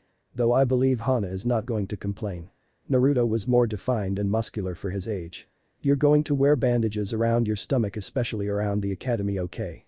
The Hokage informed the council of how the seal worked and told them that it becomes visible when Naruto channels chakra. It was considered the biggest mistake he could ever do, informing the civilian council that the boy was a Jinchuriki. Hi Tsume-chan. Okay, I got you an Inuzuka-style jacket. She pulled out a black jacket with an orange streamline from the neck to the wrist, with white fur around the sleeves and hood. Tsume grabbed the shirt he came in with and placed it in the bag the jacket came in. Naruto wore the jacket open. No training with Nico-chan today. Tsume's home later in the afternoon. Kuromaru greeted his partner and gave Naruto a look over. How's Akimaru? Have the puppies come yet? Hana appeared in the doorway. Kuromaru's maid is fine and is due later tonight. Hana had proven to be an excellent veterinarian by how she takes care of the three Hamaru brothers. But as long as she is healthy. Hana then noticed the shirtless and freshly tattooed Kuma and blushed. Her mother noticed. Get used to him being shirtless, cause since his tat is what shows he is Inuzuka. Hana did a quick turn to hide a victorious smile and a turn back to face them, giving an indifferent nod. She went back to attend to the expecting mother along with Kuromaru. Tsume turned to Naruto. Once that tattoo quits being sore, I will teach you the four legs technique and that would be the only clan jutsu I will teach you. Why is that? Well, you are not really Inuzuka, but to keep the appearance you have to know one clan related jutsu. Biba entered dirty with Akamaru on his head, both happy that they spent some time playing. Kasan, what's for dinner? You and Akamaru better take a bath before taking about food. Kiba ran upstairs to the bathroom. Might as well start cooking. Later that night, they ate together. Hana finished first to continue tending to Akimaru, followed by Tsume to check on how she was doing. Naruto and Kiba decided to go to bed. Naruto threatened to reveal he cuddles if he didn't get the higher bed, so Kiba doesn't roll off and spoon him. Kuromaru mate had 3 puppies that would be trained and given to some Inuzukas deemed worthy of a ninja dog. Once his partner and Hana went to bed assured they were okay. Kuromaru picked up the pup he felt strong potential from and snuck into the boy's room. He saw Naruto sleeping on his back. Placing the pup on his chest, Kuromaru saw Naruto's face scrunch a bit since his chest was still sore. Kuromaru gave the pup a lick and left the room. The next morning, Biba woke up early for the first time. Cool Kuma, you got one of the pups. At this point Tsume walked in to bug the two but was caught off guard. Hey Kasan, you gave him a newborn? No, I didn't, but I think I know who did. Naruto was confused by the conversation. Shouldn't puppies be with their Kasan for the feeding or whatever?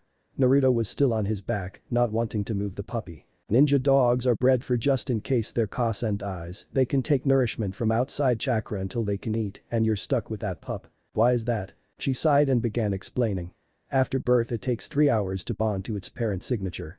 He was only next to Kimameru for half an hour and I am guessing that Kuromaru placed him on you after I went to bed. Kuromaru walked in on cue and nodded. Shelly and whispered into the wolf's ear. I am only going to teach him the 4 legs technique, nothing more, he will have to train your son himself. Again the wolf nodded, he could feel his son was in good hands. You got to name him Kuma-kun.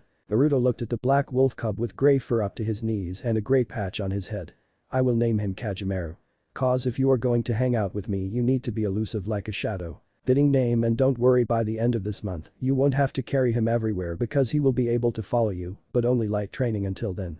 So let's start teaching you the 4 legs technique. Sachi, tell her about the iron bloodline, it will impact the jutsu, but keep the others hidden. Why Kaiju-chan? Because that technique requires infusing your body with chakra to unleash more animalistic behavior, so it will be a difficult jutsu for you to learn. As you should remember, when you focused into limbs or objects they become denser and heavier. Sensei, that technique might be difficult with my bloodline. Hana walked in just in time to overhear what Naruto said. They were all surprised to hear that. That's cool, Kuma, what's your bloodline? Kiba was excited to hear that an Inuzuka had a bloodline. When I infused a body part or object with my chakra it becomes denser and heavier. Theoretically, it can make your skin like Earth-style armor minus the weakness to lightning. That will cause some problems, but the answer may lie in chakra control, and we should train your bloodline while informing the Hokage of your bloodline. End of the month. The rest of the month flew by with the constant training, which was far lighter thanks to his new child being dependent on him feeding the cub chakra. Naruto started weight training to counteract the increase in weight when he uses his bloodline. It took more chakra control to find the right amount to perform the jutsu to a point. Naruto also found out that while it is in effect, his bones reacted to complement the technique. Learning it ate up most of his time. The Hokage was informed of Naruto's bloodline and promised to keep it from the council until he was a genin. He would inform Anko and Kakashi when they got back. Naruto noticed changes in the people around him. Hinata seemed determined to get stronger, catching her sometimes chanting something about being acknowledged, but Naruto could see her confidence didn't improve along with her skills. Sakura became a very book-smart fangirl, along with her friend Ino, for the Prince of Emos. Naruto tried to get Sasuke to open up but was told to stay out of his way. Naruto kept a C-grade level, keeping the promise not to stand out. He noticed Shikamaru didn't give a damn about grades and slept. Training grounds. Naruto looked forward to the heavy training he expected by Kakashi, Anko, and Nico. His Kinjutsu training was put on halt, but his skills with his tonfas were still developing. Kajimaru was happily riding in his hood. He would occasionally give Naruto a lick and whimper to be petted, which made him smile. He saw Nico and Anko talking with whomever. Kakashi was nowhere in sight. Kuma-kun, Nico-chan says you burned through the scroll, learned a bit to jutsu, and have some skill with tonfas. Naruto just nodded. Also, you have a pup from Tsum-chan's partner, learned a clan jutsu, and have a bloodline. He has a bloodline. Nico didn't hide her surprise. Yeah, he does. A man with a mask, gravity-defying white hair, and a forehead protector covering his eye spoke while holding an orange book that seemed to anger the two Kunoichis. Inu-san. Naruto thought to himself, it is only known to those training him and will become known to the public once he becomes genin. Kakashi closed his book. Hello Kuma, we will be your senseis until you are genin and handed over to a jonin, but we have 4 years before then, so let us start training. His visible eye made an upside down U, kind of saying welcome to hell. 12-year-old Naruto, nice and wake up. Naruto awoke to see Kiba with Akamaru staring at him from across the room and Kajimaru with Hikarimaru curled up together sleeping next to him. Hikarimaru was a white onbit, a weird creature that resembled a bear cub mixed with a gorilla. Bareback legs, gorilla arms with clawed hands. Naruto came across him 2 years ago and been raising him ever since. Kiba, you're older than me by a few months. Wake up guys. Naruto nudged his 2 partners. Hajimaru, now the size of Akamaru, yawned. "Two-san, can we have 5 more minutes?" Hikarimaru growled. "Don't call Ka-san, Two-san." Hajimaru growled back. "Don't call Two-san, Ka-san." Kiba was laughing at the usual argument between the two as Naruto slapped his face. "How about you two just call me Nyasan?" In unison they replied. "Never Two-san, Ka-san, it would be disrespectful. If you don't mind being called Nyasan then I will continue." Kiba continued laughing. "You're older than me, damn it." Naruto shouted as he got up and dressed in gray cargo pants, black sandals, wrapping bandages around his stomach, putting a glove over his left hand which had a storage seal for his weapons in his palm, and finally placing his sunglasses on. Naruto had weight and resistance seals on his now well-defined biceps. He was now as tall as Shino due to having a more diverse diet. Just below his fang tattoo had a special storage seal. "Come on, time for breakfast." Hikarimaru climbed onto his back as Kajimaru jumped onto Naruto's head. Kitchen. Tsum was sitting at the table and Hana was cooking. Naruto and Kiba entered. "Hey, Tsum-chan, Ka-san, Hana-chan, Nichan." Hana turned to her brother, gave a nod, then turned to Naruto. "Thank you, Kami." Naruto has been shirtless for 4 years, which didn't help against Hana's growing crush on the former blonde, but it did help her learn to hide her blushes from her ever-teasing mother. "Food is almost ready, you two." "Thank you, Hana-chan." Hana put some finishing touches and laid the plates in front of Kiba and Tsume, as Naruto had to wait until Hagoromo to get off before he sat down. Hagoromo stuck out his. "I don't have to get off for 2 cents to eat." The argument began again about what to call their parent ending when Naruto threatened to not let either of them on him for a week if they didn't cut it out. "You're so cute with your kids, Cubby-kun." Arriving at the academy, "Hey, Kuma-kun." Over the years with the training he got from two Jonin and an Anbu, he gained a small fan club compared to the brooding prince due to his looks. When he and Sasuke were at a hot spring together, a lot of girls took the chance to try and get pictures of them in the buff. Humanai Saiyan. That was the only warning as a small boy glopped onto Naruto's chest. Naruto stood his ground. Carrying a 20-pound Anbu on his back, a 10-pound wolf cub on his head, not to mention weight and resistance seals on his arms, and now a 55-pound child on his chest, does a lot for building muscle. "Play ninja with me." He looked up to Naruto with the puppy eyes jutsu. "Hey Yoda-kun, your class has recess?" Naruto asked while rubbing Yoda's head. Yoda was a small and skinny boy with tan skin and a constant blush. He had spiky waist-length brown hair with short bangs hanging over his eyes and chin-length strands framing both sides of his face. He had green eyes with no pupils. He also had a wide smile with pronounced canines. He wore a dull green robe with a dull brown cloak, wooden jetta, and bandages on his head and wrists with a purple headband. "Yes, so play with me." "Sorry, I have class starting in a minute." Yoda was about to start crying, but stopped when he saw Naruto remove his sunglasses, giving him a stern and caring look. "You know I love you like a little brother, but I won't give in just because you're crying. Now, I will play with you after school and you'll spend the night at the compound with us." He gestured to Kiba and himself. Yoda smiled and buried his head in Naruto's chest. "That is awesome. I get to spend the night really?" Naruto smiled. "I promise, and I don't break my promises. You know this." With that he jumped off and ran back with a giant smile plastered on his face. "And that is one of the reasons I call you Nyasan," Kiba stated and laughed at his annoyed face. In the classroom, "Alright everyone, today is day you all have prepared for. The rookie of the year will be named and top Kunoichi. The majority of girls rooted for their brooding hero no more than his top two, Sakura and Ino." Naruto just looked at Sasuke and knew he was getting worse.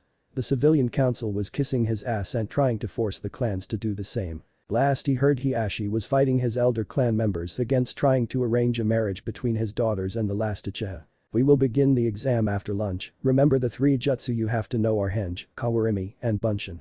With that said, some students decided to practice. "Ask if you can do Shadow Clone instead." "I already thought of that, but how do I explain how I learned it without raising flags?" "You were taught by Jonin and Anbu."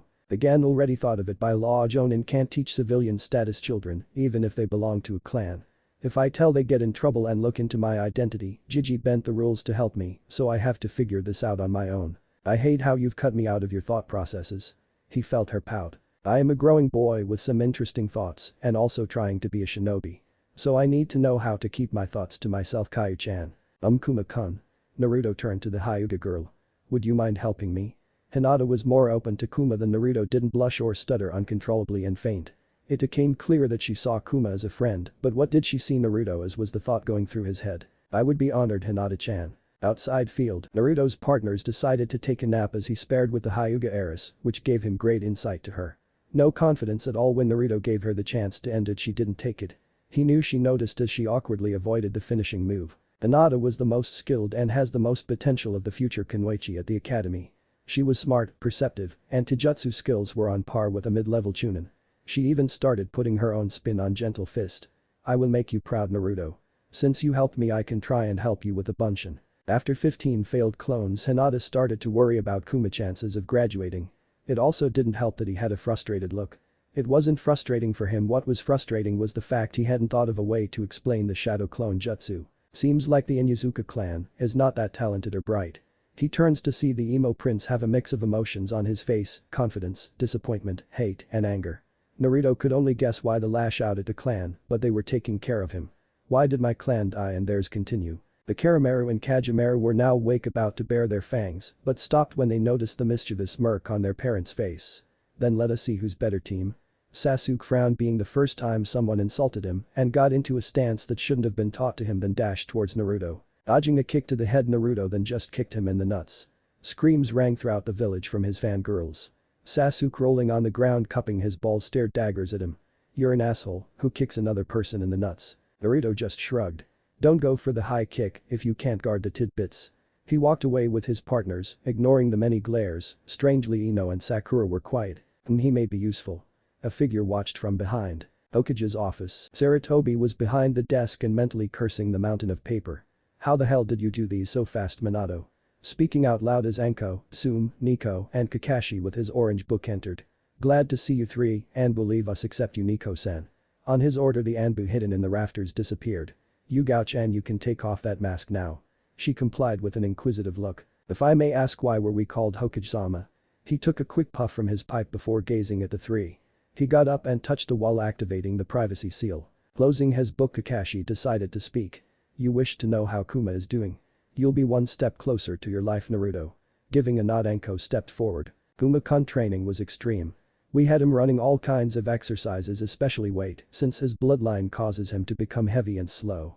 Also, he says it can hide his chakra signature. Flashback. 5 days after the training had started, Anko took Naruto to a secluded area. Now spill, how do you avoid highly trained Anbu? Naruto forgot to think about a way to explain or even figure out how he fakes death. He kind of knew that when his heart stops blood still circulate, but what about breathing without using his lungs, cold skin yet warm inners, and being harder to detect? Listen to me and I will tell you only part of how you do it. A minute of discussing how she should just outright tell him about his bloodlines and how to master them, she then said, I won't just give you things on silver platters, you will need to work for them. It was instinct to try and hide myself from others since you know my life. Some shinobi joined in on my beatings, so to hide from them, I solidified or insulated my chakra coil by concentrating on the coil itself.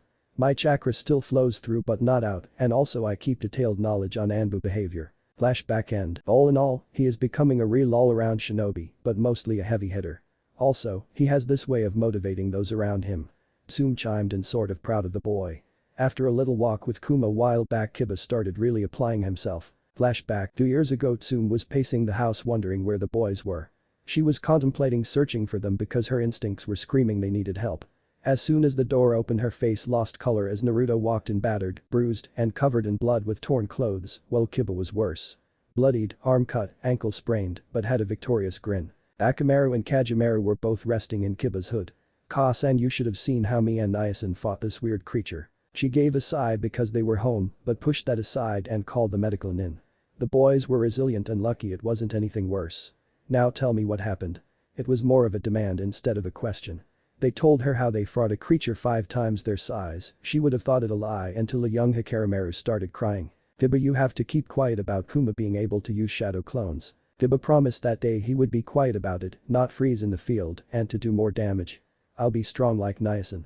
Naruto was too tired to nip the new name in the bud. Flashback end. He can physically overpower almost any jonin I know.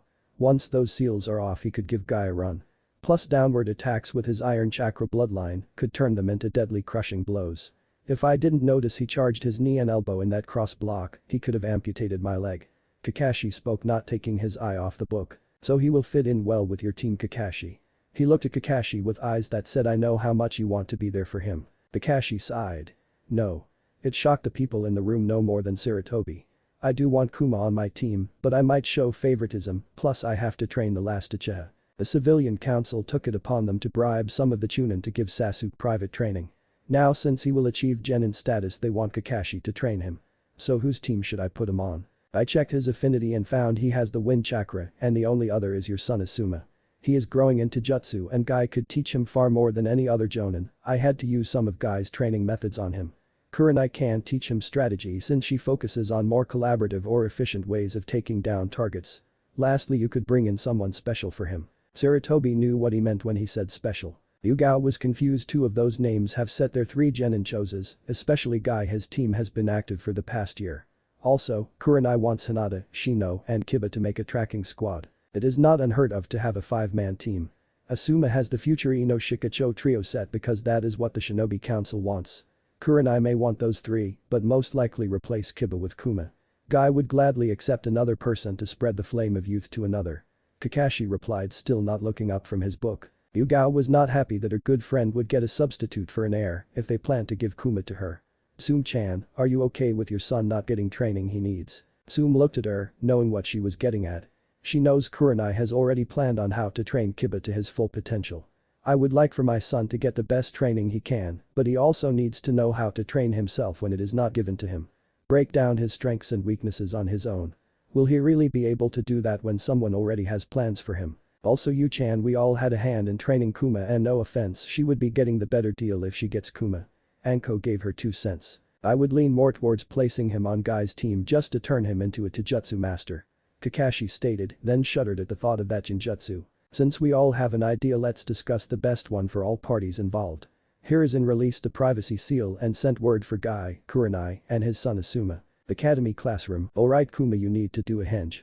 Naruto transformed into an exact copy of Iruka and changed back. Good, now Kawarimi. Naruto did the hand sign and suddenly an Anbu shinobi with a bear mask appeared. Kuma, please do Kawarimi. Mizuki said, believing he just hinged. I did, sensei. He turned to see Naruto sitting with his feet up on the table. The Anbu shun shined away, wondering how that kid did that to him. Now, the bunshin. Naruto noticed a quick smirk cross Mizuki's face. Naruto gave a sigh of defeat as he did the bunshin, which was a sickly clone lying on the ground, and faded away. Iruka sighed, not liking what he had to say. I am sorry Kuma, but you fail. Hey, why don't we just pass him, Iruka-san? The word of the Hokage is the law, they have to be able to do all 3 jutsus. Sorry, Kuma-kun. Naruto walked out with his partners behind. An hour later, everyone had their forehead protector as Naruto was sitting with his partners. Two-san, are you okay with this? Why not just take one Ka-san? You're stronger than them. No Hikari, that is not how you treat others. Naruto started swinging with them in his lap. Hinata walked home being summoned by her father. She tried getting Kuma to walk her home, but he said he was waiting for someone. 10 minutes later, Kuma Niasen. Yoda ran to him with a big smile on his face. Let's go. Naruto smiled at the boy's excitement. Night. He played with Yoda until the lights came on. Covered in dirt and grime from playing ninja, he decided to send Yoda to the house with Hikarimaru and Kajimaru, telling him to take a bath. Naruto stayed, saying he will catch up.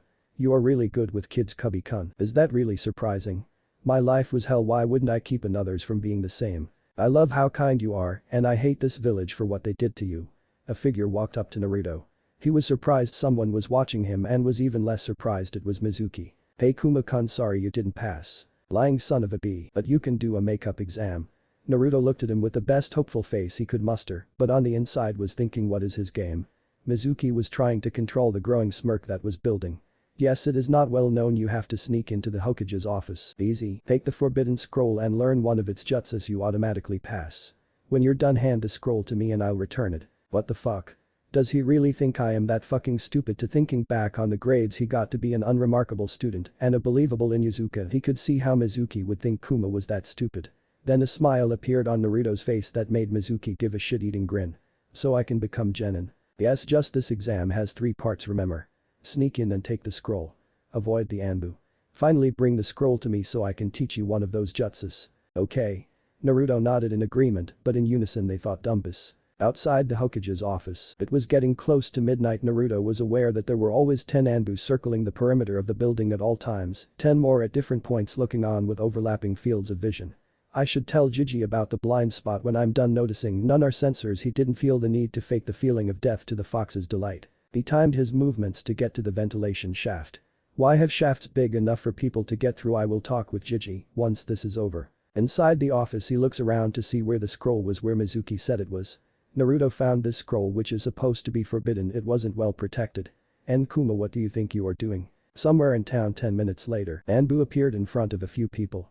Hokage-sama needs all Chunin and Jonin to report to his office now. Somewhere in the surrounding forest, Naruto was waiting for Mizuki at their meeting point, simply killing time with 3 clones. Kuma. Naruto knew this voice belonged to Iruka. You are under arrest for stealing the forbidden scroll. Shit, Naruto was not expecting to see Iruka, but he could see he wasn't expecting to see 3 Narutos. Wow, Iruka, I had only enough time to learn 1 jutsu, but that means I pass, right? Naruto gave his most innocent smile. You mean you learned this jutsu from the scroll? Wait, what do you mean pass? Mizuki-sensei said whoever learns a jutsu from the forbidden scroll becomes a genin. Iruka's eyes widened in shock at the news of his friend's betrayal and how he tried to frame a student. They only got wider as he heard something flying through the air. Get down. Naruto dispelled his clones as he hit the ground along with Iruka. A large shuriken embedded itself shallowly in the tree. Mizuki, how could you do this? Mizuki appeared with a smirk on his face. Too bad, Iruka, if only I got to him first you wouldn't have to die. Oh, and no need to ask questions, cause you're both dead. He grabbed one of the 2 large shuriken on his back and launched it at Naruto. You first, Inuzuka mut. Naruto was prepared for it and was waiting for it to come closer, but before he moved, Iruka tackled him and took the attack to his back.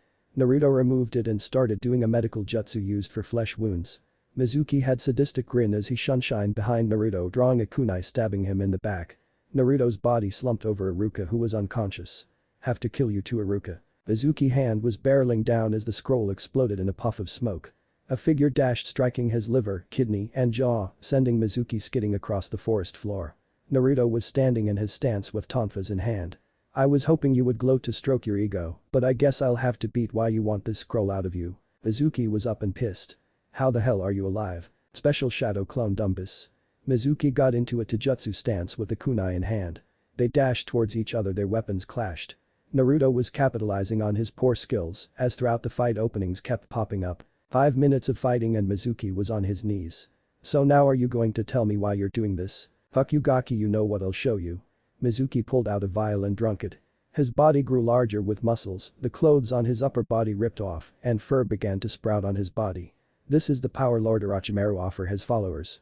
Mizuki lunged forward, swiping his now massive fists at Naruto's head. Mizuki's speed dropped and Naruto didn't want to try his strength. He deactivated the seals and danced around the now monstrous Mizuki, striking his legs and joints, slowing him further.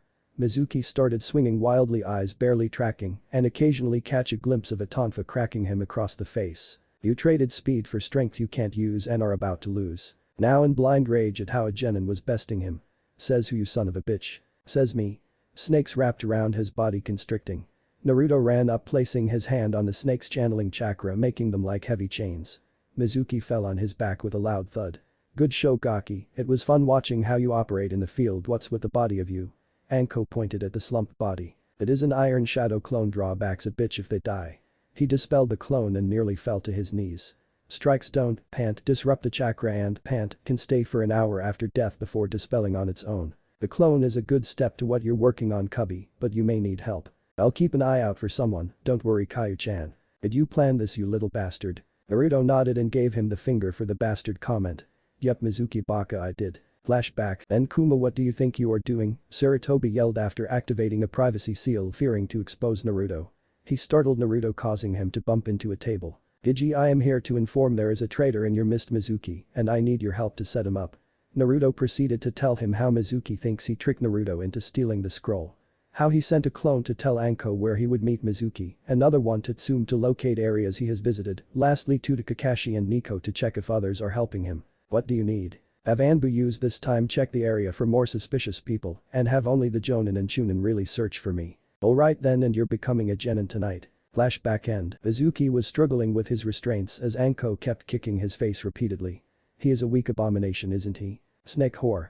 5. Anbu, shinobi appeared, placing seals on his body. We will take it from here, Hokage-sama would like to see you for your reward. The one with a bear mask stated before they grabbed Iruka and tried to lift Mizuki.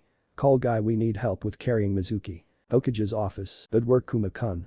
Because of you we have uncovered a traitor, a hidden lab, and gained a new soldier. Sarutobi handed Naruto his protector, which he wrapped around his arm. Now head home and rest, you have a long day tomorrow, today actually. Looking at the clock. Thanks, Hokage-sama. Naruto felt the eyes on him from the rafters. To the surprise of the Anbu, he shunshined away. Why do I feel I'm forgetting something? Probable not important. Naruto Kiba's room. Naruto entered their room to see Yoda cuddled up next to Hikari and Kagemaru on his bed, while Kiba was on his futon with Akamaru sleeping on his chest. Time for bed. He said to himself as he gently pushed Yoda over so he could finally sleep. Mindscape, how does it feel to be a genin, Naruto? The voice called from behind the bars. Feels like I am one step closer to being the real me. Naruto looked around the sewer-like dwellings of his mind. Is there any way to change this setting? I mean, you can't really enjoy being here. Sadly you can't, not until some matters are taken care of, but don't worry, as long as you keep visiting I'm happy. A woman with crimson hair and eyes wearing black kimono with silver lining showing off her hergless figure appeared from behind the bars. Her tails reached out, grabbing Naruto and pulled him into a hug. I can spend an eternity here if you're with me, Sachi. She had his head burrowed in her chest so she couldn't see his face. He hugged her back and just kept her company throughout the night. Morning, Naruto awoke to laughing as he saw Kiba standing and pointing to see Yoda had glopped onto him. You have no right to laugh since you did the same. And let me have fun, can you, Nyasin? Naruto was about to comment but was cut off by the sound of a camera. Another keeper, Kuma-kun, now get up and go, you two have placement today. You passed Nyasin, that's so cool, we could be on the same team. Kiba grabbed some clothes and left before Naruto could say anything to him. Yoda was now awake, rubbing his eyes to notice Kuma next to him. Kuma Nyasin. His partners were now awake. Duka-san. They looked at one another and started arguing. You're a real popular cubby. The vixen snickered. Haha Kayu-chan, so funny. Academy, Naruto, Kiba, and their partners entered the room to see nearly all their classmates wearing the headband somewhere on their bodies. What are you losers doing here? Naruto knew it was the trophy of the village speaking to them in such a manner. Kajimaru and Akamaru were about to jump off to attack the person who disrespected their owners. Fangirls loyal to Sasuke chimed in with stupid cheers as the ones who liked Kuma simply told them to shut up and that 10-to-1 Sasuke likes men. War nearly broke out in the classroom as Iruka did his patented big head jutsu, which is a genjutsu as Naruto found out.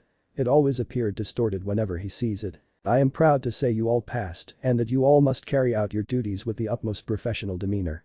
Iruka paused to let it sink and hoped that it would sink in. Meanwhile in the council chambers, why have you called this council meeting Hokage-sama? I called this meeting to tell you our village has another bloodline. He saw many greedy eyes widen at this news. What is this new bloodline and who has it? Haruno spoke with a glint in her eye. Inoichi was livid, you just want to turn your own daughter into a whore for another. Is there no end to your selfishness and greed that you would not take her feelings into account? Haruno glared at Inoichi and was about to yell, but was cut off by Danzo. Calm yourselves, we all wish to know who this person is. And none of us want you to yell bitch. He thought, rubbing his temples. His name is Inuzuka Kuma and his bloodline is iron chakra. It turns whatever he charges with it become dense and heavy. He has been training it to have combat capabilities. So the Inuzuka clan has a second bloodline. All turned to Tsume waiting for an answer. Not really seeing as he is a blood pact child, but as far as we know his other clan is destroyed since they haven't been in contact. You've been making secret pacts with other clans.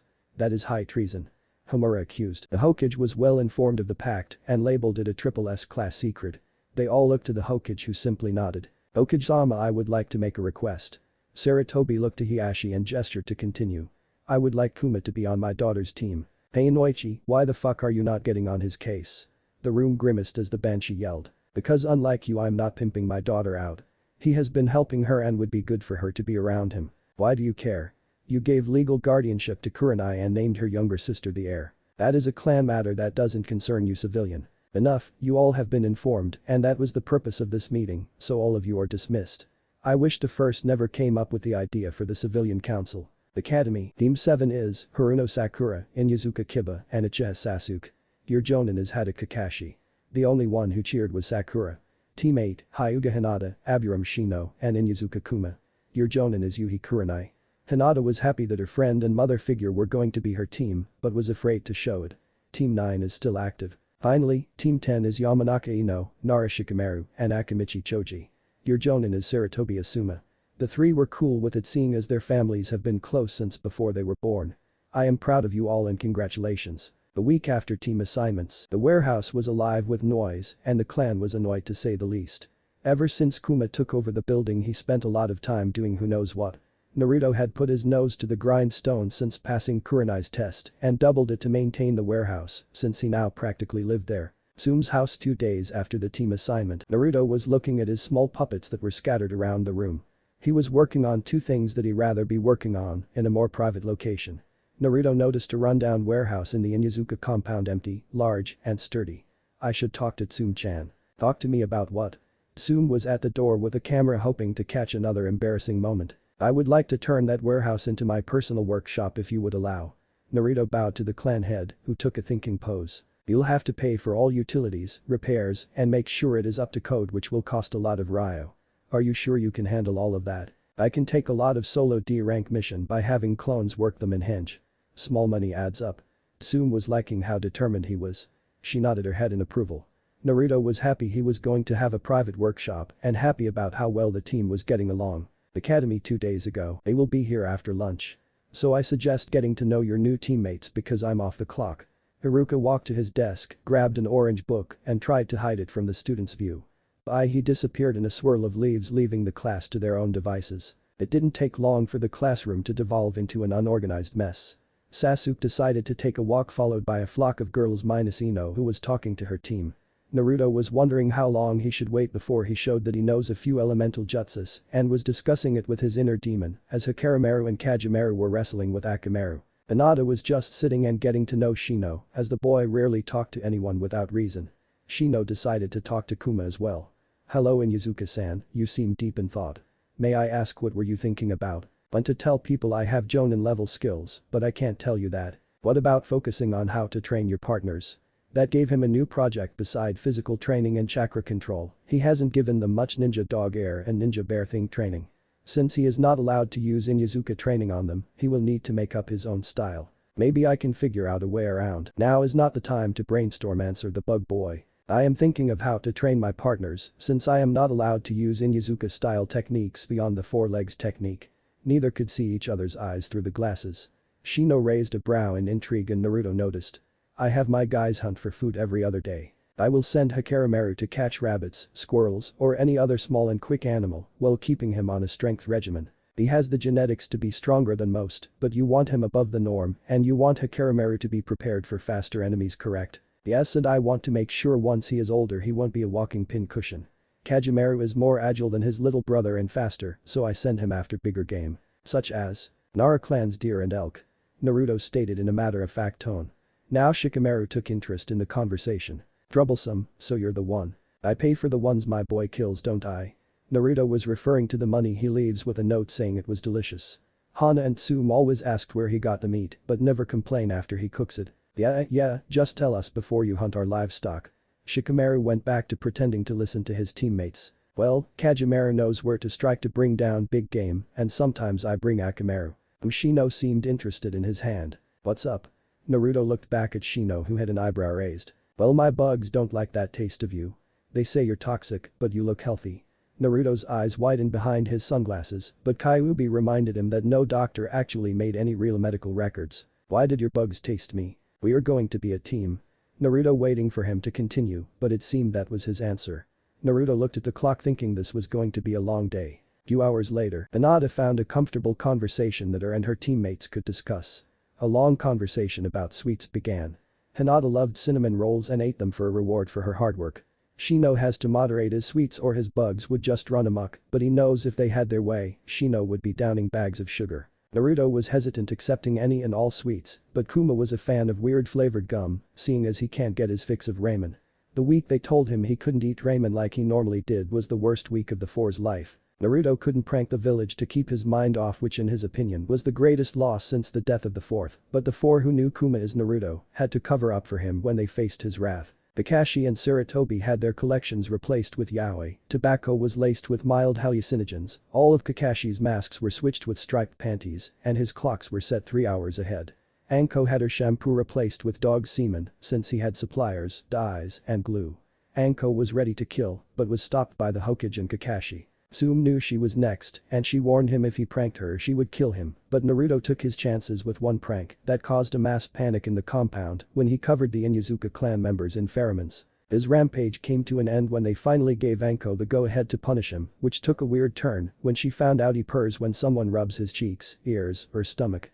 Long story short, she has pictures of him in a cat-made outfit. Some people with Jonin jackets started filing and calling names and taking them somewhere else to talk. It started with Team 1, so he just had to wait for the 8th person to walk in. After the 6th Jonin left, a woman entered. Sasuke and Sakura stood catching on to the numerical order but were stopped when she raised her hand. Sorry, your sensei is late. I am Yuhi Kurenai and I am here for Team 8. Kiba wasn't even paying attention, but he knew that his teammate Sakura felt embarrassed and Sasuke was annoyed. 5 minutes later, they sat facing Kurenai. Hikari was sitting in Naruto's lap while Kage was on his head. Now that we are all here, let's get to know each other. You all know my name, I like Kinjutsu, my friends, and my little sister. Hinata had a light blush as Kurenai smiled at her. I dislike perverts, sexist, and those who would betray their friends. I wish to become the undisputed Kinjutsu master. Now, why don't you continue, Hinata? I hope she doesn't baby the girl. Naruto and Shino both thought, getting the feeling she was overprotective. I am Hyuga Hinata, I like cinnamon rolls and my family, and Hinata gained a huge blush at whatever she was thinking. I dislike those who mistreat others. She gained enough confidence to say it with a bit of venom to say she hated those kinds of people. My dream is to unite the main and side branches and become Hinata started out strong, but at the end clamped her mouth shut and turned redder than a tomato. I can't believe I almost said that. You were so close, Hinata. Kurenai knows of her crush on the blonde boy.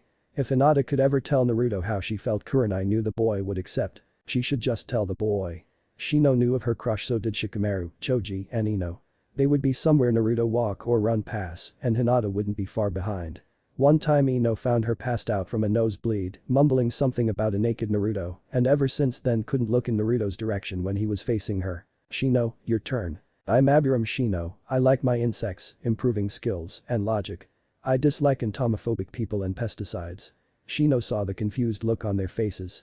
Entomophobia is the fear of bugs, and my goal is to perfect my clan. Kuma, I am Inuzuka Kuma, I like prostitutes, gamblers, Hana-chan, Nico-chan, and my boys. He stated while hugging Hikarimaru who was still in his lap and petted Kajimaru. Kurenai had a tick mark as soon as he said prostitutes. I dislike Kiba, Anko-chan, Sum-chan, people who can't tell the difference between a weapon and its holster, and liars. Kurenai was slowly moving her hands to cast a Kinjutsu on Naruto, my dream is to become Chunin. Why do you like prostitutes? Shino asked. If it wasn't for prostitutes I would be dead. They treated me like family and protected my innocence. Gamblers were my main source of income. Hana-chan and Nico-chan because they are nice and as far as I know have nothing to blackmail me with. Hana and veterinarian office. Hana sneezed, maybe Kuma-kun is talking about me.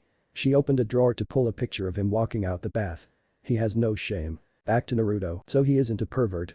And why do you dislike my friends? I love Kiba like a brother, but he has an annoying habit. Sum and Anko have some pictures of me. Hinata's mind went to the gutter and blushed. Shino figured they have them to keep him in line since he heard of the commotion in the compound. Kurenai started laughing as she remembered seeing those pictures. She would hate them too if they took pictures of her like that. They said they wouldn't show anyone. Ahaha, I wished you looked into a mirror when she dressed you up. Shudakayu-chan. He felt the fox do mock pout, then mutter something about finding a photo. Kurenai was feeling better knowing he was joking about not liking two of her closest friends. Alright, now meet me at training ground 8 at 8 AM for your test. I assume this is to see if we are ready to become genin.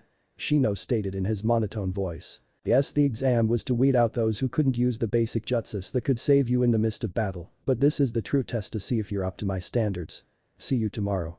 She sunshined away in a swirl of red leaves. See you tomorrow. Shino said and walked down the stairs. Bye Shino-san. Kuma-kun, will you help me train for tomorrow? When Naruto-kun comes back I want him to know I became stronger. Sure Hinata-chan, but how have you adapted the new fighting style? It is getting better, but why do you want me to learn it instead of gentle fist? Because it needs to change, the Hyugas are too set to not change their ways when there are flaws that could be exploited. Hinata took a worried yet interested thinking maybe the flaws were just hers. 1. Avoid the hands. Your clan's Taijutsu focuses only on the hands to deliver a deadly and incapacitating blow, so the remedy for that is not blocking the hands. What do you mean? Never let the hands touch you, and if you're forced to block the forearms, avoid the hands at all cost. She couldn't help but think simpler said than done. 2. The style is way too easy to read. It is a straightforward fighting style which leaves no real room for deception. Although I may be wrong since I don't know everything about your clans, only what is public knowledge and what you tell me. She couldn't help but see the critical flaws. 3. It is not suited for everyone in the clan, namely you Hinata. Hinata deflated thinking Kuma was going to put her down. You think I'm a failure? This was the first time Naruto ever got mad at Hinata. You are not a failure and I am getting sick of you putting yourself down. Hinata was surprised at how Kuma was so angry at her. Hinata, I am saying your clan has failed you and others in the clan, with the main branch being too stubborn to accept blame. Hinata, I care about you and want you to achieve your dreams. Thank you Kuma-kun. Inuzuka compound hours later. The training session went well and if he had any say she was already better in her new style than the gentle fist. Look out Kuma-kun. It was the only warning as 3 big grey wolves tackled him and began licking his face. Not wanting to be left out, Hikarimaru and Kajimaru joined in. I tried to warn you. This is what happens when you spoil them. Anna let out a whistle making the Himaru brothers jump off and sit at attention. I don't spoil anyone, I just treat them how I would treat my kids. Naruto, or rather Kuma, was being ogled by older woman who saw how good he was with children. Some had even approached him saying, see me when you're older or when you make Chunin. You may not want me when I'm Chunin. I am fun, loving, and ready to give them the attention they need, but stern when I have to be. I wouldn't mind some attention. Hana whispered seductively to herself. What was that? Hana blushed like mad thinking he heard her. No Kajimaru, we are not hunting today, but we will train later. Hikarimaru, we will work on a bit of speed. Thank you Kami, we are heading to the clinic and it is time for their checkup. Hana pointed towards Naruto's partners. Okay, follow them to the office guys. Kajimaru fell in line, but Hikarimaru was hiding behind his mother's back. Come on little bro, the black pup called out. I don't want to go. If you go and if you two are good boys, you'll both get a treat when you get home. With that they ran off towards the clinic. Hana gave a quick wave and left with the triplets following the two. Naruto got up continuing to the pet shop. So what have you come up with? I think I may have a way of making my guys stronger, Caillou-chan, but I need some place more secluded. Oh Cubby-kun, just call them your little brothers or children. If you call them your children they would be the happiest creatures on earth. I'd be happier if you called me Ka-san just once. Naruto had accepted her as one of his precious people, but hasn't as his mother. She began thinking back on his life to see if there was some way to make him call her mother, but saw the highest honor as sibling and closest to parent as grandpa, which the Hokage holds. She may be over 1,000 years old, but she is not accepting Bachan. I think they would love that, but I don't really know, I will think about it. Naruto summoned his jacket from the storage seal on his chest and wore it open. I wish Hikarimaru didn't hate me wearing jackets. He is a creature that normally spends its childhood attached to the mother's back. He prefers skin contact. It didn't take long to get to the store. That will be 50,000 for the 10 collars, 20 blank tags, and treats, Kuma-kun. Thank you, Inami-chan. Time to start working on project. Loophole. Lame. Power. Lamer. Backdoor. Reach around. Sound too close to becoming porno tittle. Fine, how about project? Beast, it sounds badass. The kinda does, Cubby. The next day, Training Ground 8. Welcome to the Training Ground 8. Kurenai greeted her team. Naruto walked with Hikarimaru clinging to his back and Kajimaru on his head with Kiba and Akamaru right behind them. Hello Kiba-san, aren't you supposed to be at Training Ground 7 for Kakashi's? Oh, I just answered my own question. Nai-san saw me waiting with my teammates and said I could come along to watch since I have 3 hours before he actually shows up. I am already regretting bringing you, bro. You know Auntie Kiba is just having fun with you, Ka-san. Ah, you're Auntie Kiba, that is hilarious. You should stop feeding into his gender confusion about humans. It is funny when it happens to someone else. Okay Kiba-san, but you must be quiet during part 2 of the test. She turns to face her team. My test has 2 parts, the individual and the group. Hinata-chan, you're going first, follow me. Kurenai and Hinata walked far off out of sight. 5 minutes later they come back with Hinata sporting a blush. Okay Shino-kun, you're up. Same thing happened with Shino coming back 2 minutes later minus a blushing face. Come on Kuma-chan. She started laughing as a tick mark appeared on Naruto's face. See, nice, and I knew Ka-san was a girl. Kiba didn't get Kurenai's joke but started dying when Hikarimaru said that. R2-san is 100% alpha male, little bro, Kajimaru stated as Naruto begrudgingly followed Kurenai. Naruto followed her far from the group to a large circle. Okay, get to the center and then I want you to walk to me. As soon as Naruto set foot in the circle his eyesight became blurry as an overlapping ghost circle started spinning around him. She placed me in a Genjutsu. Yes, and a very good one at that if it affected you this much. Why is it blurry? Your dense chakra prevents you from getting the full dose to make you completely hallucinate, so you can still see the real world. Now walk and finish this part of the test. Naruto staggered a bit but walked to the center and back faster than Kurenai predicted he would. Very good Kuma-kun, how did you manage to walk correctly when you didn't even try to dispel the Genjutsu? My iron chakra bloodline keeps me from getting the full effect of the jutsu. He could be a good training dummy, I mean tester for new ones I learn. So are you immune to them? So am I immune to Genjutsus? No, AS class would probably mess you up just the same, but if your chakra coil solidified, it would crush the foreign chakra and hypnotic Genjutsus would work against your defense. Naruto repeated what she said, but replace you with me and you're with my. What are hypnotic Genjutsus? I am not the teacher here, asked Kurenai. The fox seemed to be angry at something. Kurenai-sensei, what are hypnotic Genjutsus? Instead of forcing chakra into the victim to cast an illusion, some use a medium like sound, visual, or using smell.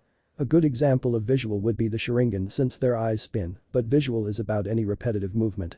Sound requires an instrument, most common are flutes or bells, this form is used more for paralysis or to disorient. Smell is pretty much hallucinogens for the short answer, but it induces memories and affects reaction time. Visual is rarely used in the field because in battle unless you're in control of the tempo you can't use it. Kurenai stopped and turned to Naruto. How come you know of them, but not about them? I came across them in a book, but it didn't explain much. Naruto and Kurenai came back to the other to see Kiba talking to Shino of all people. I'm sorry, but come on man, you got to know someone is going smack them if they see those bugs on their skin. It was not harming you so logically you had no reason to kill it. Let me guess, his bugs tasted you and you saw it, then wham, dead bug. Yeah, Akamaru barked in agreement. You guys can talk about this later, you three have the group test. Now find me. She disappeared. Hinata, try and locate her. She nodded, activating her Byakugan when suddenly she fell asleep. Hinata, what happened? I was looking into the forest then noticed watches swinging from the tree limbs and then I felt tired. Hypnotic Genjutsus. That's right Kuma. The disembodied voice of their sensei spoke to them. You three have to navigate my forest of illusions to find me at the center, you have an hour to do so. Shino inwardly scolded himself for forgetting to place a bug on her. Kuma-san, you and your partners take point. Try following a scent. Hikari and Kajimaru got off and started sniffing where she last stood. This way too, Ka-san, they say follow them. Hey, keep your eyes down. Feeling embarrassed, she fell for it as the team followed after the two, leaving Kiba behind. Well, I am heading to get something to eat. Come on, Akamaru. Inside the forest. The forest was just a fourth of the forest of death and disorienting. Shino took over leading once Naruto came across the bell field. Inuzuka training made him extremely susceptible to the melodies. Shino had his bugs place on each of their ear, using the buzzing noises to counter the bells. Hajimaru hated the bugs and tried attacking them. Hikarimaru tried to stop him, but they ended up fighting each other and they lost the scent. Glorified flea hive. Shino sent bugs throughout the forest. After 20 minutes his bugs came back. We head that way. You really need to communicate. Why do we have to go that? Naruto asked Shino. Some of my scouters didn't come back, meaning there is a genjutsu there to hinder me in finding Kurenai-sensei. Weird. Hey Kaio-chan, aren't the Aburum bugs unaffected by all forms of genjutsu? Silences was all there was as the fox didn't answer. Kaio-chan. Kaio-chan. Kaio-chan. Naruto was about to head to his mindscape to see what was going on, but remembered that in there time varies drastically at times, and he had a time limit. Guma-san, we have to locate Kurenai-sensei. Naruto followed his teammates with his partners attached deeper into the forest. Something's really off. They wasted 12 more minutes due to Aburum logic about not rushing through a trap-filled forest, but now they wasted 32 minutes, just over half their allotted time, to get to where Shino lost his scouts.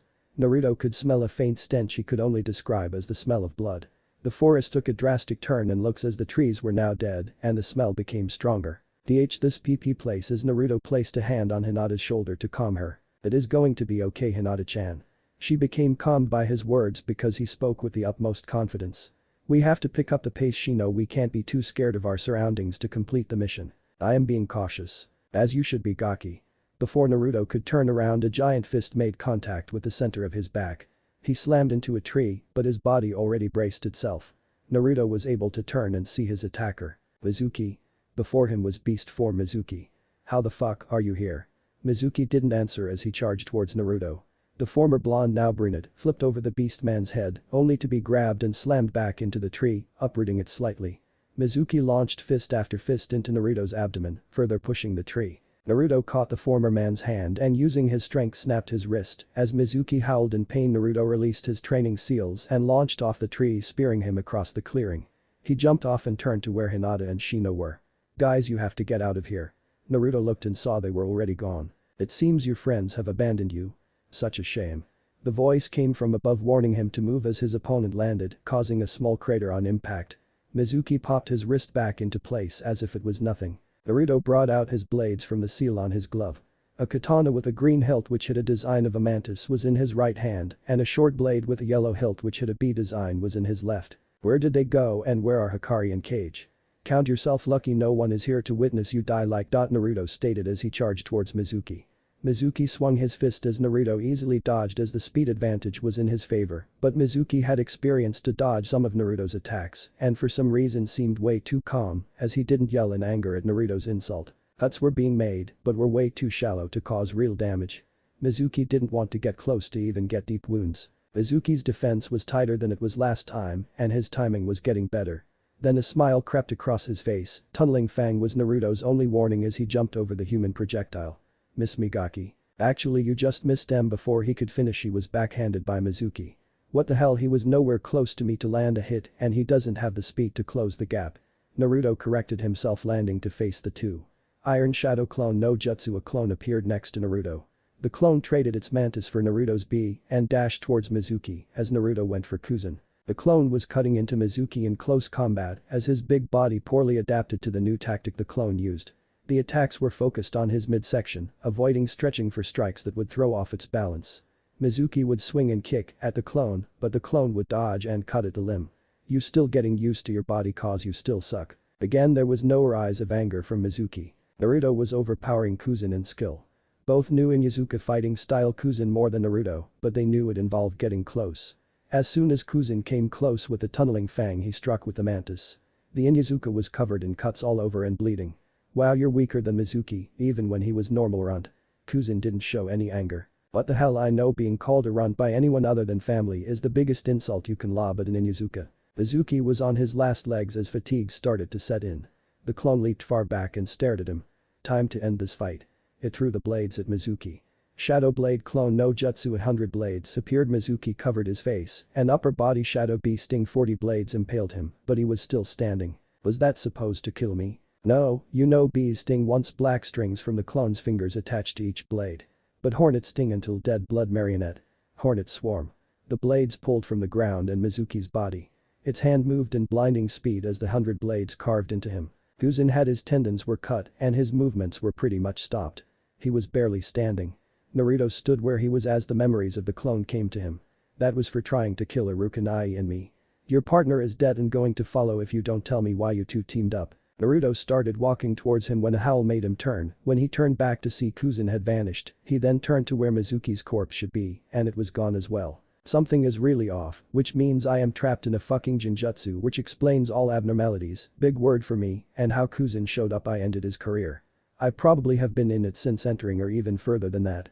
If so, then the test is to escape, but then how is this a group test unless they are also in one and the purpose is to get out and help the others? How am I supposed to get out? He thought about his training and knew he was incapable of disrupting his chakra flow. Naruto was pretty much born with cage level chakra, while others trained to the level learning to control what they had as they built it up. He would have to wait for someone to force chakra into him or remember the feeling of death. Training Ground 8. Naruto was waking up to the feeling of someone pushing on his chest, and before he could ask what Kurenai was doing, she placed her mouth on his. He said hey in surprise, which made his tongue slip into her mouth. She got up and smacked him in the face. What the hell, Kuma? What the hell, me? You're the one who was kissing me? A blush appeared on his face. I was doing CPR, you had no pulse. That's how I get out of them. We tried to wake you up from it, but whatever we tried didn't work. Itch put you in an A class that went up to S when she tried to undo it. First Hinata and Shino tried to help for a while. Your children tried to help, then started bickering. Finally you simple got out of it yourself to a reward. She started laughing at his predicament. I want to punch you some more, but I have to say you all passed my test. Now you all are true genin. I have to go inform the Hokage so you have the rest of the day to yourselves. Real training begins tomorrow. See you at home, Hinata. Kurenai disappeared in red leaves. Hokage's office. So how did the young ones do? Failed, pathetic, weak, snake food. Every stopped and looked at the snake mistress.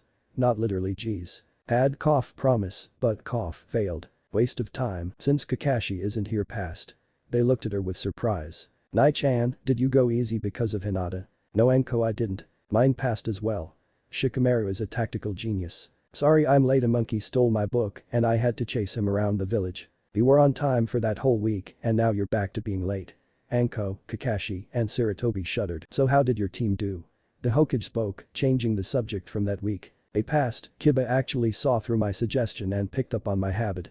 Did Naruto pass? So, Asuma, Kurenai, and Kakashi's team have passed. Now you are a genin, Naruto. Why do I feel I am forgetting something? Dismissed. Present day. The noise died down as Naruto exited his warehouse with a smile. Project Beast is complete. Somewhere in the village. Danzo-sama, Project Beast is complete. Naruto's warehouse. The warehouse the day before the completion of Project Beast, leaving the clones to finish it up. Naruto had realized all things that belonged to the clone disappeared along with them. In order to make a puppet of bones it needed to come from his body. He summoned 4 iron clones. I need you two to hold me down and you two to rip out my skeleton. Sounds extremely painful, boss. Are you sure you want to do this? I wouldn't have summoned you if I wasn't. Naruto turned his back to the clones as 2 grabbed his arms. Placing a guard in his mouth, the remaining clones drew out their claws, digging them into his back, grabbing ribs and began to pulling. Naruto was biting down hard as he felt his bones being pulled out. As they pulled he was making a replica and it took an hour for the skeleton to come out. Hurt like hell, but we will need more in case of mistakes, and for the project itself good news that I can use clone skeletons as practice. The bone gauntlet appeared on Naruto's hands with drill bits and blades. That is cool how you make power tools, boss. Is it a sign that I am a lonely individual if my clones need to comment on everything I do? You do have psychological scars that need to be worked through, such as your repressed anger for one. This mindscape you have me living in is a reflection of how you truly see your life, but it is also a sign of your mental strength, seeing as they only manifest in people with strong minds. The Yamanaka clan books do go into detail about it. Placing a drill bit in the socket on the tip of his index, wrapping blood around the base to rotate it, Naruto was proud of his achievements. His gauntlet is the ultimate work tool. Kayu-chan, remind me to learn about construction. Okay Cubby-kun, you plan on doing it all yourself? Yes, this is going to be my private research, meaning I need to be the only one who knows its layout, and thanks to the Inuzuka's sensitive nose, the solar system barely come through the compound. Let's begin. Naruto paused as a clone's memory replayed in his mind. Naruto pulled a tape recorder out of the storage seal on his chest. Side effects for using pure Kaio-chan's chakra for transformations: increased aggression and a permanent increase in size upon returning to normal. Kage and Hikari are twice their original size, and since they were exposed to pure concentrations of mine and Kaio-chan's, their eyes have changed. Left is blue and right is red. Anam-chan, An. Cat's new name, 1, can only handle my chakra and can only use the form I dubbed domestic beast. Well, my kids, I kind of like calling them that. Can use that in feral beast form, but given time I can get her to that point. Animals are unable to use normal jutsu, but are able to use elemental. Testing their affinities, Kajimaru has fire, Hikarimaru has earth, and Kanam-chan has lightning. I will have the clones make the collars accordingly. Must have them checked out by Hana-chan in case of more negative side effects. She seems distracted when I'm around, doesn't she? Ask her out for a date. I mean, you should get to screw it, ask her out, or I will give you nightmares. Naruto gained sweat drop at his inner demon's words. Okay, I will. Cough. Also, the council wants to meet with me first thing in the morning. About what, boss? Without the outlet of pranks, Naruto had been working non-stop to improve himself to make sure he passes the upcoming Chunin exams, which was now several months away and may have brought a bit of focus on him. He would leave a clone working in the training ground while he would work in his warehouse, which is his personal training facility. Weights with gravity, weight, and resistant increased seals were to increase his physical strength. Tsunade had perfected infusing chakra into the muscles, breaking the limits of human strength, which she doesn't go into in any of her medical books, stating she will only teach it to women, but the limit to the strength is how much chakra the person has. Naruto plans on learning her technique, but since he can't go off searching for her, he has to work on the physical. Through a bit of research and help from the fox, Naruto learned he has Hyperion constitution and got it from Kangu Banchu. His muscles are more compact and won't become ridiculously huge like the Reikage. He published a book about his workout ethics that has a chapter that says to toughen up your skin, don't use doors, use walls. He is a juggernaut that is as fast as hell. Another flash of a clone's memory. Dinner is ready, have to go or face Tsum-chan's wrath. Naruto let out a whistle, making Kage, Hikari, and Kanam appear before him. Naruto-sama, why have you called us for? The cat asked her master, Anne. She looks like Yuruchi's cat form with blue eyes. Hasan, can I climb on your back? Hikarimaru asked sheepishly, as he was now the size of a full-grown gorilla, but not full-grown Anbu. He kind of didn't like the fact that he was now bigger than his parent. I can carry your weight, but you would still be scraping the ground, and you three need to stay here until tomorrow. By then your collars will be ready. I cooked the boar for you three. Which I brought down, Kanam-chan. Also, I can still climb on Tusan, Kajimaru stated, trying to impress the feline and tease his little brother. Kage was now up to Naruto's knee in height. Yes, you did, mister, I have a thing for cats. Hussein, Kajimaru whined in embarrassment as the three laughed. Then don't tease your brother, see you later tomorrow, kids. Naruto shined away in a swirl of crimson flames. Tsum house dining room. Naruto appeared before the people who took him and Tsum, and a few knew who he really was, but when the time comes, how will others react? Naruto and Kiba bond was thicker than blood at this point. To have a brother that looked up to him made Naruto strive harder. He trained Kiba on when Kiba was off, leaving a clone with him. Hana didn't have the feel of a sister. She would be outside the bathroom holding a towel and a toothbrush, saying I need to get ready for bed. Which stopped after Tsum told Naruto he couldn't walk around the house buck naked after baths anymore because of something about needing to sleep. And rooms are next door to each other. What about his teammates? Trust is a key component to teamwork, and could he really trust them without being honest about who he is? If he was going to come clean, he wouldn't do it inside the village walls. Kuma-kun, where are your partners? They are spending the night in the warehouse, Tsum-chan. Hana-chan, would you mind doing a checkup on them tomorrow after the meeting? Sure, Kuma-kun, but their next check is supposed to be at the end of this week. Why the move up? They had a growth spurt and I want to make sure they are alright. They're spending the night to finish up some training. Naruto sat down to a plate set for him. That reminds me, Nyasan, Yuta and Konohamaru want to spend the night tomorrow. There is going to be trouble. Konohamaru and Yuta follow Naruto-kuma around like true little brothers that dislike one another. Remembering meeting his mini-me with a smile. Flashback, Naruto was taking his picture for his ninja license. Naruto wore his bandana and sunglasses, leaving the only distinguishable feature his red whisker marks. So Kuma-sen, you are officially a shinobi of the Hidden Leaf. I am proud too. You're mine, old man. A boy with a long scarf entered the room, but before he truly entered he stepped on his scar, face planting. Honorable grandson, are you okay? I'm fine, not like some jerk can hurt me. Naruto had a tick mark appear as he knew the boy was taking about him. Watch your mouth, midget. The boy grew a tick mark at the comment about his height. You want to go, Bika? Naruto tapped him on the head before he could finish the sentence, knocking the poor boy out. Sorry about your grandkid Jai Hokage-sama, but he is like some brat. Sarutobi let out sigh. I'm afraid that is the civilians and others doing Kuma-san.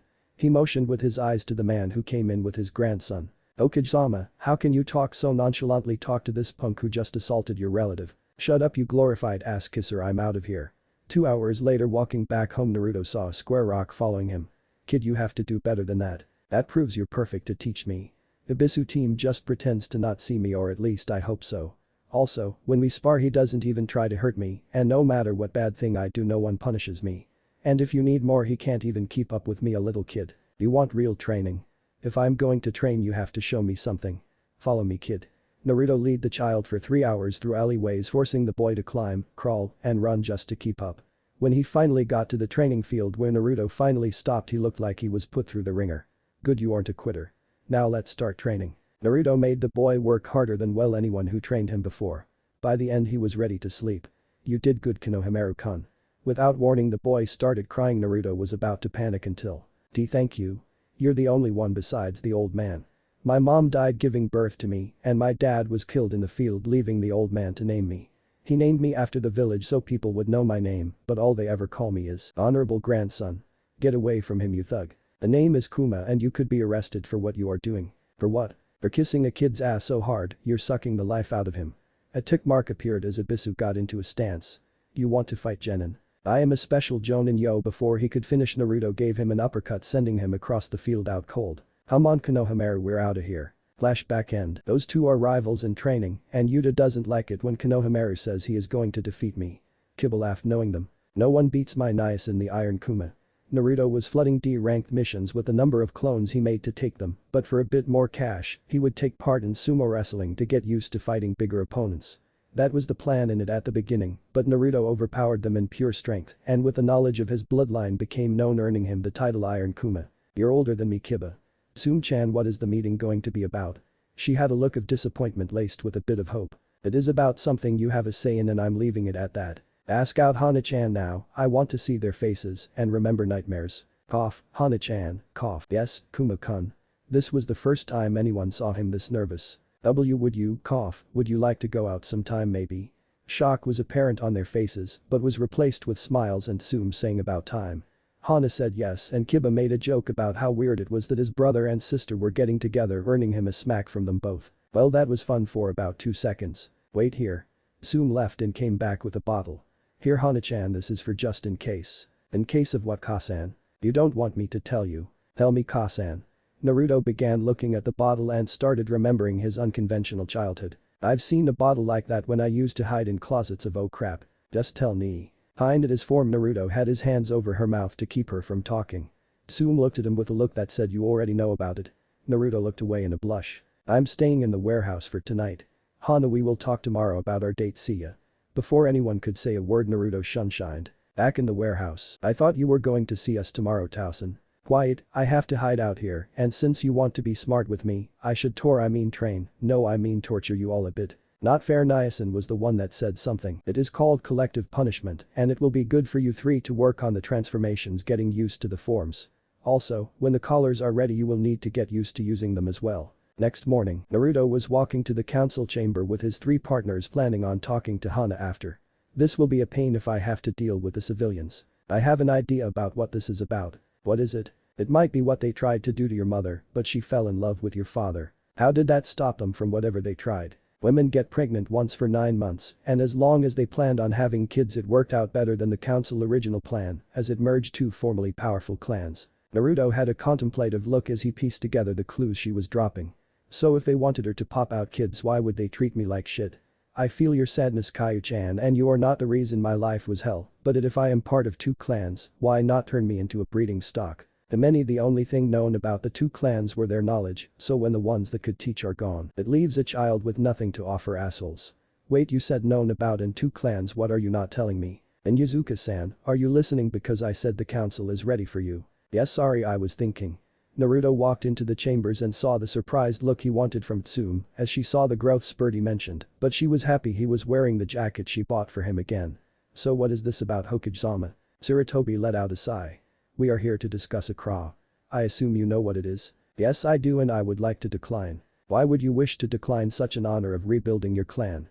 Naruto looked at the man who spoke, and when his gaze landed on him, Naruto felt anger he never felt before. Danzo-sama has a point, young one. Your bloodline obviously comes from whoever was the other clan, and as Inuzuka-sama has stated, they have lost contact, meaning they are gone or have faltered on their side of the deal. What is their fate? Naruto decided to answer that question. They are dead and I am orphaned. At that moment Tsume and Sarutobi had a look of oh crap. Then let us put it to a vote, Hokage-sama. He let out a sigh. Fine, but as same as for Sasuke, it will only be put into effect after he reaches the level of Chunin and has a year to find his own wives, then they will be chosen by the councils. All in favor for him being placed to raise your hand. Everyone raised their hands except for Tsume and Sarutobi, who just looked at all the hands. So you all are going to force me to marry girls who don't love me for me. Sorry Kuma-kun, it is my fault for not having you fill out adoption forms, because you are an orphan, the village has legal guardianship, and since you are genin, you are still within civilian jurisdiction. She then turned her gaze to the others again. You just heard him decline and you are forcing him. I want some answers. Asuma answered first. I know you and Tusan are against this, but if from what I hear he is ridiculously strong. That's because I work at it.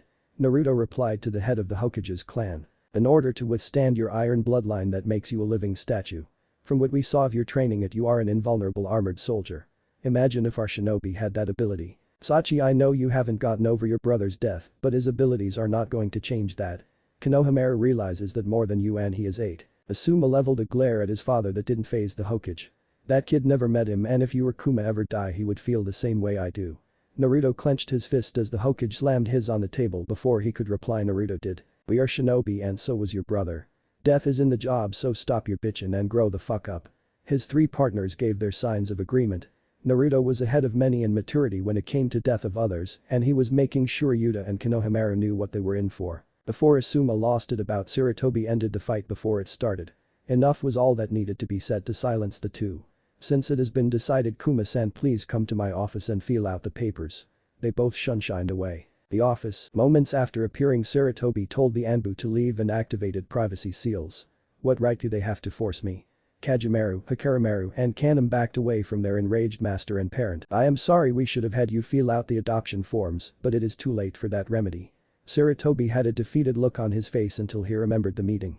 When I was referring to you for the vote, I didn't say Kuma, I used he. Yes. Well, Kuma doesn't have a cra, but you do. What's the difference? A major difference, because you are signing the form with your real name. Naruto thought about what he just said, and a smile broke out on his face, causing his partners to return to his side.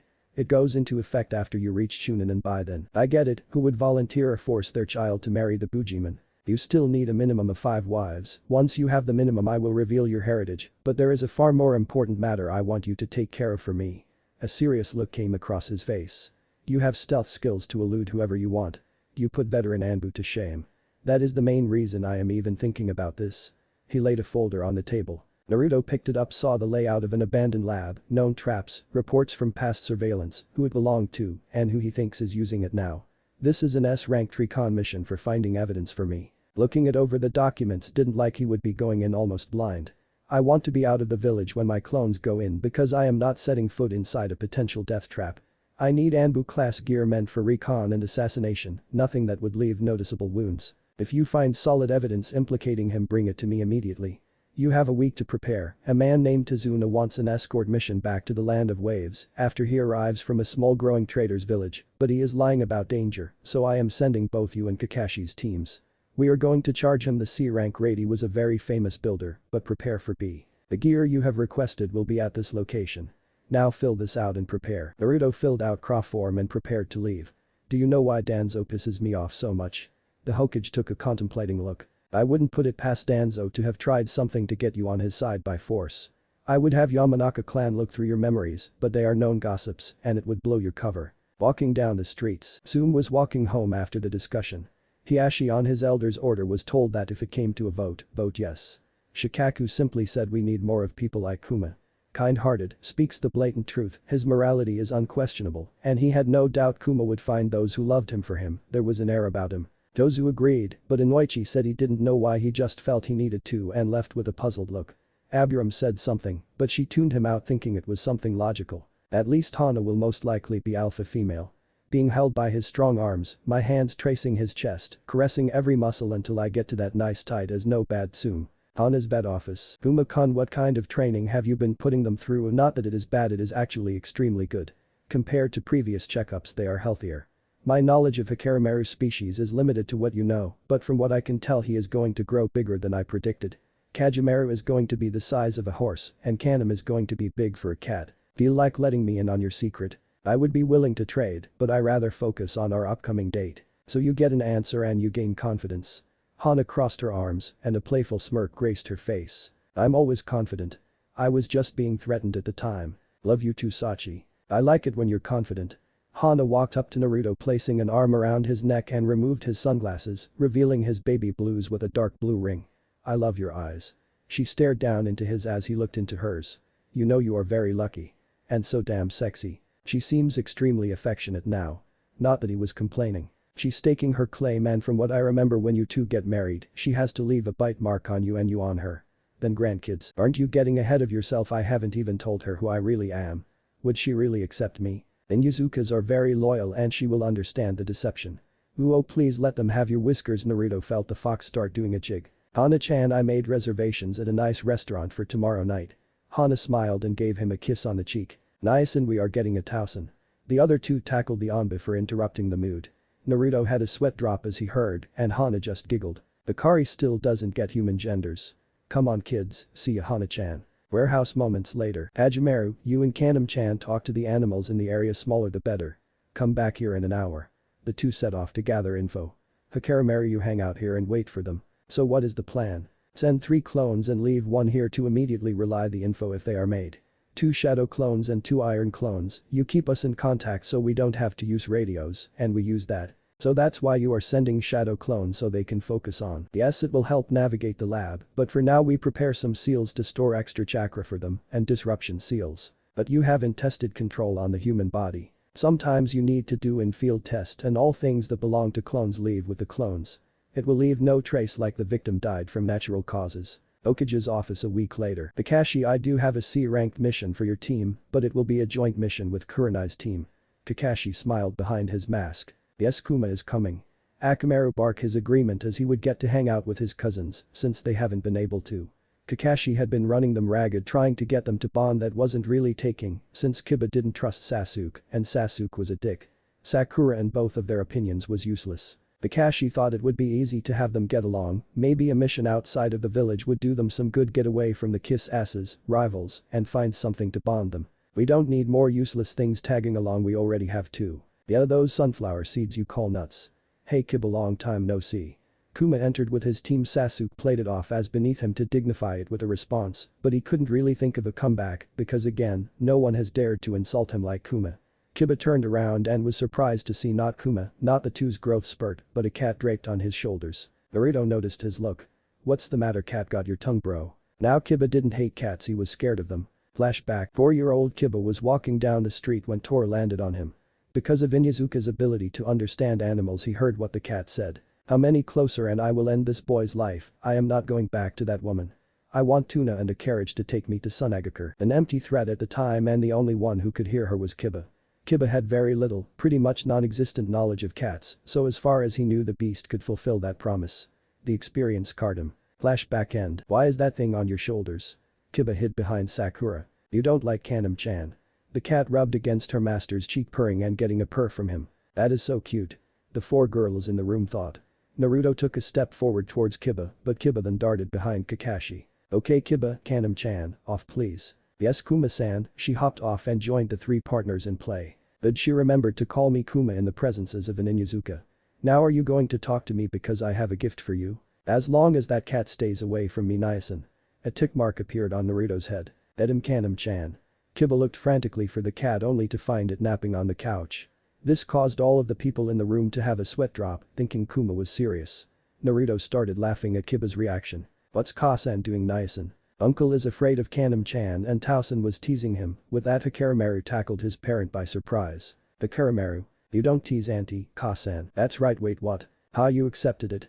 Naruto laughed again as he stood up with Hikari on his back, which made him extremely happy to be on his parents' back, even though he had to work to keep himself from touching the ground. The group was confused, but Kurenai decided to end whatever was going on.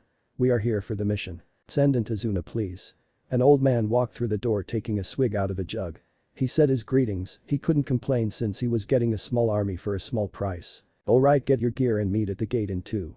Kurenai said, but everyone cut a glare at Kakashi except Hinata, Tazuna, and Shino. Inoha's gate. In order for Kiba to be near Naruto, Kanem had to be 10 feet behind, but she had Hikari and Cage to keep her company while Naruto spoke to his cat fearful brother. All the while shooting glares at the boy who forced her from her favorite perch. Man, nice and thanks. How did you afford it? Kiba was thankful for the gift. I have been working my ass off. Like clones are doing all the work. To build up my bank, which are in accounts the council can't touch once my identity is revealed, to buy us this gear. Keep it hidden under your clothes. Why aren't you going to wear yours? Kiba looked at his brother who was wearing his black Inuzuka style jacket with orange streamline and white fur, which was open as always. Inuzuka rule outside of battle a member has to show their fangs. It didn't take long for the rest to gather at the gate. The person they had to wait on was Tazuna, which surprised a few in the group who thought Kakashi would be the late one. Alright, since everyone is present, let's head. Kurenai was interrupted by one of her best friends, Hana. Hana, why are you here? Hana ignored her friend and walked to Naruto who had a shamed look. She grabbed his face and gave him a passionate kiss. Kiba made gagging noises as Kurenai and Hinata had a ping of jealousy which neither could explain why. Shino looked on with the collar a bit higher than normal. The kiss broke. Naruto gave a quick slug to Kiba's shoulder and Hana slapped him in the back of his head before returning her gaze back to Naruto. I understand everything and I have to think about it. Naruto smiled at her. That gave off a warm feeling. We'll talk when I get back. Woods near the lab. 3 figures hiding near the entrance. Kayu-chan says move in before sundown, and from the Cage and Kanem's info, there is a crack rats used to use to get into disposal. They stopped since whatever they were disposing of was too toxic to eat, transform and head out. Ayubi told the 3 what the iron clone said and they transformed, too, into rats dragging gear that was cloned and headed towards the secret entrance. Lab disposal. The clones made it through, but were hit by a stench transforming back. The ground felt odd. They looked at what they were standing on. What the hell are these things? A few miles from the village. It is nice to get out of the village. Sakura exclaimed as Tazuna looked at them funny. These kids never left the village before. Have they ever been in a real fight? Tazuna was really concerned as their blood would be on his hands, but he has to think of his village. Sakura turned a bit embarrassed. We have Tazuna-san. For my team this is our 10th C ranked mission. Kurenai stated to put to rest Tazuna's concern, but it angered Team 7's Uchiha. How have you 3 been given that many C ranks when this is our first? Sasuke demanded more than asked. Naruto looked at the last loyal Uchiha with an annoyed look on his face, thinking back to how Itachi would speak highly of his little brother. There is a minimum of 15 D rank missions you have to do before your first C rank, but your sensei decides when you start doing missions and how often you go on them. Naruto stated with his arms crossed. C rank missions are when few genin get their first kill due to bandits, but most don't get that until they reach Chunin and go on B ranked missions, so the Hokage has to be sure that the genin going on these missions are mentally prepared for that possibility of death, be it the bandit or themselves. The Uchiha seemed to scoff at the notion that he could die at the hands of some bandit. The most arrogant saying ever made was only an Uchiha could defeat an Uchiha, and many of them lived by that, forgetting about Madara's defeat by the first and the war which they lost. I'm more prepared for this than you dope. Sasuke couldn't understand why Kuma pissed him off so much. Also, you all have barely proven to me that you 3 can work together long enough to handle protecting anyone. Hopefully this danger will show you 3 that you need to work with others, although all the blame falls on Sasuke's arrogance. Kakashi stated, not looking up from his book. Kurenai was speaking to Hinata, trying to get her to relax before dropping back to Kakashi's position. Hinata was always nervous going into a mission, yet she has proven she could handle herself when the time comes. As the 11 walked past a puddle, Naruto got a mischievous look. He turned around, stopping the group. Kuma-kun, what are you doing, Yep? Hinata asked before turning back as Naruto pulled out his 3rd leg. Kiba was laughing at their reactions. Growing up with Kuma, he knew Kuma didn't care if he was around women, he was just comfortable with his body. Kurenai and Kakashi kept a composed face as they knew what he was up to, but Kurenai turned around slowly to not watch. Sakura just stared as Shino pulled out a camera and coughed every time the click noise was made. Naruto was peeing on the puddle, yet it was only hitting the younger brother. Stay calm little bro, there are 2 jonin with them, we can't attack. The little brother was becoming extremely pissed off and was about to lose it when the stream went over to his big brother. We kill, no more talk, we kill. No, we don't have the skills to face those 2, so let us wait and regroup with Zabuza-sama. Okay with me getting peed on, but when it's you we kill. Naruto's stream died and he shook off the excess. Naruto turned to his sensei with a look that said, I tried. I guess they won't be goaded into attacking, but we now have an early warning. Night. Azuna was drunk and no one wanted to carry him, they all wanted to just get there. 4 tents were set up. Kakashi and Azuna shared one. The Uchiha thought it underneath him to bunk with his comrade set up his own personal tent. Guess it is just us guys sharing a tent. Naruto stated loud enough so Sasuke could hear. The cat is staying outside, right? Kiba's eyes pleaded, but Kanam's glared. I was unable to be on my master's shoulders all day, and I will be damned if I can't sleep in the same tent. Her sleeping spot was on Naruto's stomach, which he would rub throughout the night, and she would only give up the spot to Kagemaru or Hakarimaru when they had a nightmare, but other than that it was her spot. Kiba then volunteered to keep first watch, and Akamaru followed his partner, shaking his head. So Shino-kun, let's get some sleep. Naruto turned to enter the tent when he heard Hinata speak. Kuma-kun, Shino is going to the restroom first, I will meet you in the tent. Naruto nodded and went in a very large tent followed by his 3 partners. Shino turned to Hinata. I will tell him, but it would be rude to leave him alone in a tent. It was said in the usual stoic tone, yet Hinata could hear a lecherous undertone around rude. Shino waited a while before entering the tent. Hinata had a quick blush, ping of jealousy, and entered the tent. Kurenai and Sakura was in. Morning. Naruto had a weird dream he was cracking a safe with a big squishy dial that moaned as he got the numbers right. He awoke to see Shino was gone. Exiting and resealing his tent, he saw Shino leaving the girl's tent. Shino, why are you coming out the girl's tent? I was in there because I am out the way, Niasayan. Naruto was pushed to the ground by a frantic half-naked Kiba who was running from a very pissed wet Kanam, followed by laughing Kage, Hikari, and a worried Akamaru. Naruto stood up dusting dirt off. Excuse me while I go save Kiba. Naruto dashed off. Kiba used a towel for once baka. Nearing a river, Kiba had a few scratches and was walking 10 steps ahead of Naruto, who was holding Kanam, while Kagemaru was draped over the shoulders of Hikari. Why am I carrying you, Niasan? Because I am your Niasan and I would do the same for you if you weren't so fat. Hakarimaru had a tick mark as rolled over squashing Kage. Sakura walked up next to Naruto. So Kuma-san, how was your night with Shino?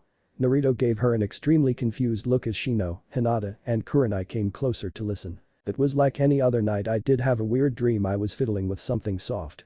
Kurenai looked at Shino and mouthed something that made Shino turn to hide a blush.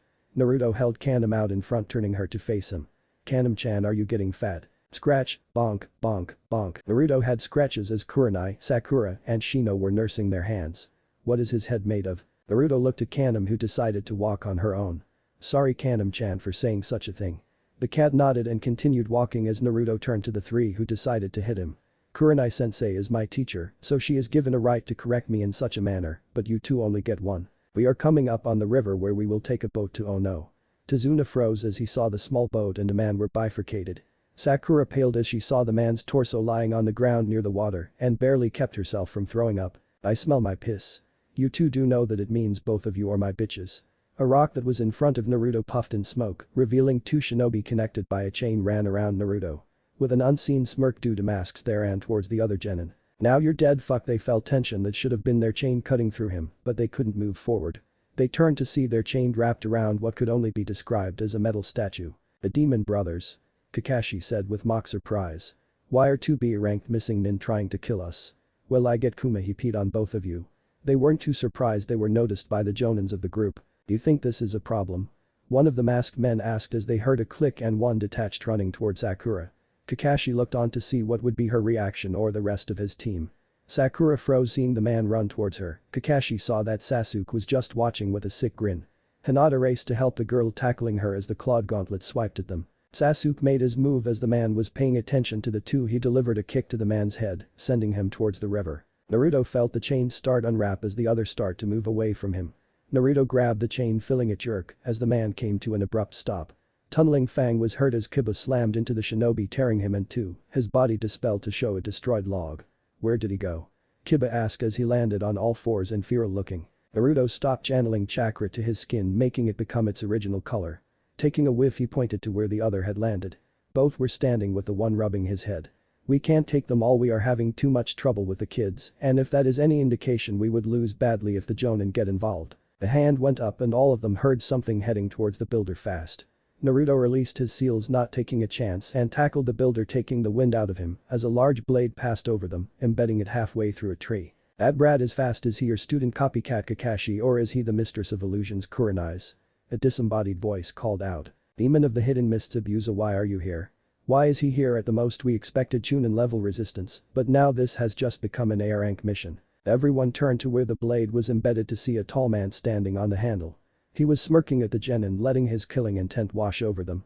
Hinata, Shino, and Sakura fell on their butts as they stared in terror. Kiba bit into his hand to calm himself, posing to fight, but he really wanted to flee fast. Naruto and Sasuke were standing, but it brought back traumas for them both. A blank Anbu mask flashed before Naruto's eyes and rage began building. Mindscape, the Kyuubi was in her human form, hoping to get through the bars to hug her child, but an invisible force kept her from passing through and rushing to his side. His body stood still in the water when he was in the real world. She tried calling out to him, but she was drowned out by a banging. Around the corner of her cage was a hallway that only led to one door covered in seals, chains, and boards. Every bang caused boards to crack as the ink on the seals changed to form twisted, sinister-looking smiley faces. She clasped and began praying. Please hold, he is not ready to remember. I need to find his happier memories. In the real world, Naruto rubbed his head as he felt a painful migraine unbeckoning to him. He was covering his eyes that were glowing red through his sunglasses. Sasuke was trembling, looking up to Zabuza with an overlay of his brother. He knew he was unprepared to face him yet, and to die at the hands of some missing nin would bring shame to his clan. Sasuke brought the blade from his pouch and started bringing up to his throat. Kakashi noticed both of them. Kuma, Sasuke, nothing is going to happen to either of you. You have my word. He turned back to look at the man. You are outnumbered, you should really think about surrendering or just leaving. The smirk could be seen through his bandages. I can take Kakashi and Kurenai, but those two brats could pose a problem if they try to get involved. Haku will have to keep them busy. He brought a hand to his lips and whistled.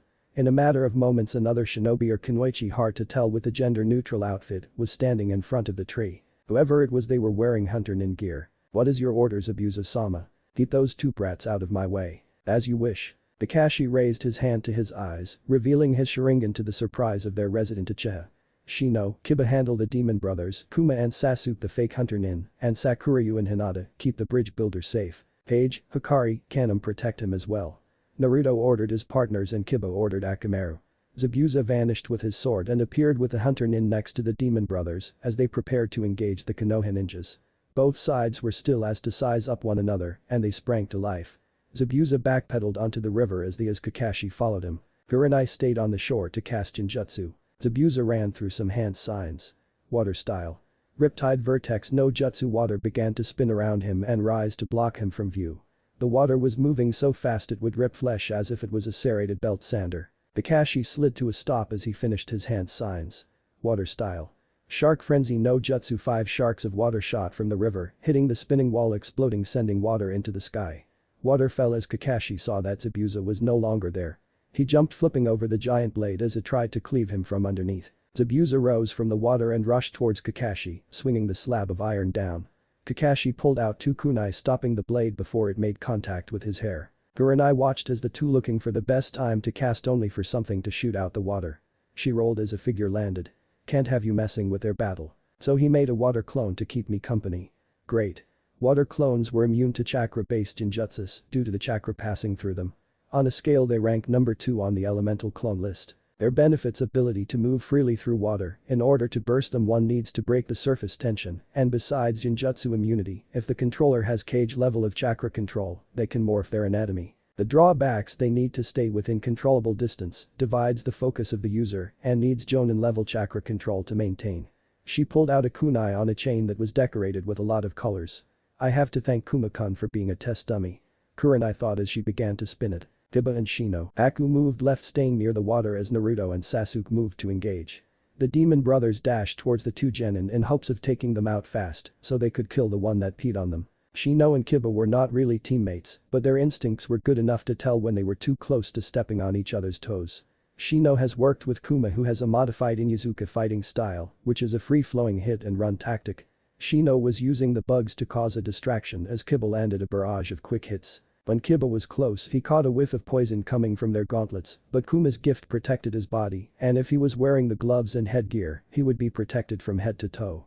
He could handle them without them. The bugs were clouding their vision and were draining their chakra. They tried swatting, but the bugs were the second smallest within the clan and the most durable. To kill one of them they would have to be caught between 2 objects.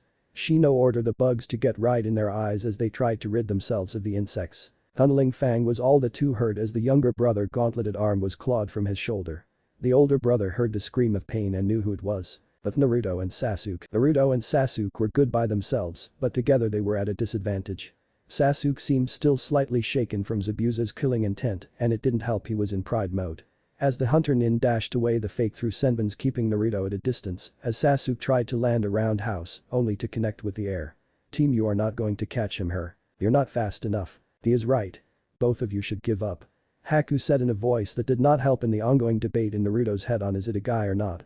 More senbons were thrown in Naruto to deter him from getting too close, ignoring Sasuke who felt like he was being toyed with. I don't see you doing any better, Mud.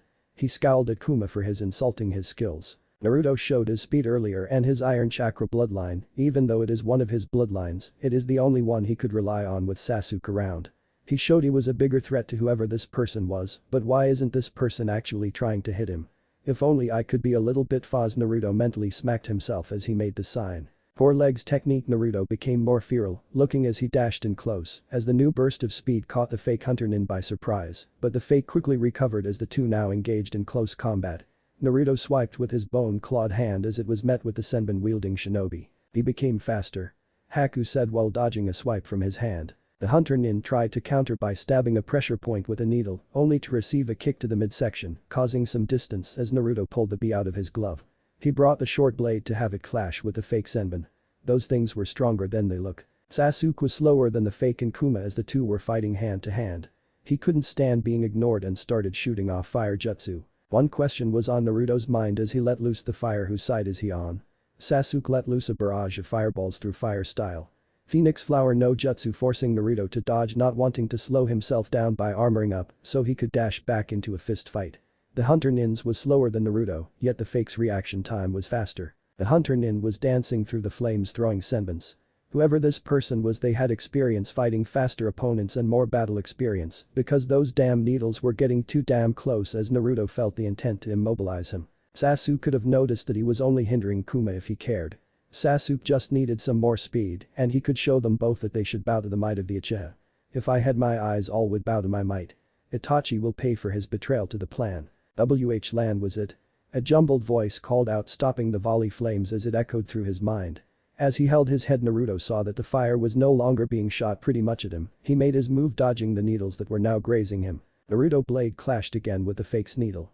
As they were locked, they felt that neither of them felt intent to do actual harm. Is this really a fight? You were well trained, Kuma, was it? You seem to have me at a disadvantage. What is your name, if I may ask? Naruto applied more pressure with a smirk. You should give your full name before asking others. Haku stated, trying to push the blade back to no avail. I don't want to be rude, so my full name is Inuzuka Kagaya Kuma. Now your Naruto felt killing intent flow towards him. You are a Kagaya. The voice was now clearly a girl, which meant he was now facing an angry Kunoichi. She jumped back, the needles in her hands became swords of ice. For your clan's crimes I will now end you, monster. Venom was flooding the word monster, and when she uttered it, she saw Kuma's eyes glow crimson through his sunglasses. It was as if his iris was floating in a sea of darkness and hatred was flowing off of him. She calls me a monster. She wants to kill me because of things I was not a part of. Naruto was beyond pissed. He had to stomach the villagers' abuse if he wanted to live, but he would be damned if he would take it from someone outside of the village. Naruto was radiating killing intent. Kill this bitch. A voice called out for blood in his head, which sounded like his own, but filled with so much hatred. Naruto's body gave off a wave of bloodlust before settling back to killing intent. Make her pay for those white mask bastards that took her away from us. Another voice called out. It held anger, but didn't have that bloodlust. Fucking kill her. Naruto dropped the bee, having it stick into the ground. Bone spikes protruded from his knuckles, coated in iron chakra, making them look metallic. Chakra encased both his arms as he bared his fangs. Bloodlust flared again. Sasuke shook the weird feeling, but was then hit by Naruto's killing intent, which reminded him of his own the day he lost everything, which brought a thought to him. What happened to you, Kuma? Then the mist began to come in.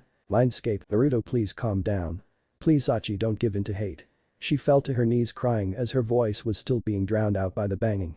So much was taken from him because of her, and she again couldn't comfort him. The happiest day of her life since being sealed was when she could finally speak to her child, when he was facing Hikari's mother and his mind became too chaotic for her to be heard. She was struck with fear. It was back to the silence. Silence of being forced to watch him get hurt over and over again, alone with her thoughts of it is all my fault. She was here again. The only comfort was letting out her tears. Don't cry, Kasan. She stood and looking through the bars to see Naruto, but it was a 4-year-old, white see-through Naruto. His voice held innocence. The only thing throwing off the whole fell was the black tendril attached to his back. Rage and I are doing what needs to be done in order for Naruto-sama to be whole. Who are you, as in what are you? She asked, wiping tears from her face. I am Bliss and this the entity now known as Bliss held out a wide orb. Holds Naruto-sama's happy memories. The orb floated into her hands. Well, it is what we could get through the weakening mental seal. My time is up, next time you will meet Rage. The boy faded as the tendril returned down the hall and back into the door. Behind the door, did you give Ma the memories? A shadow figure spoke, eyes glowing crimson. Yes, and we made her cry. Small price in the grand scheme, we will apologize after we stomp a new mud hole in Danzo's ass. I may be happiness, but when you try to take Naruto-sama's away you really piss me off. Sometimes you scare me. We have to prepare and beware of that psychotic bastard Yami.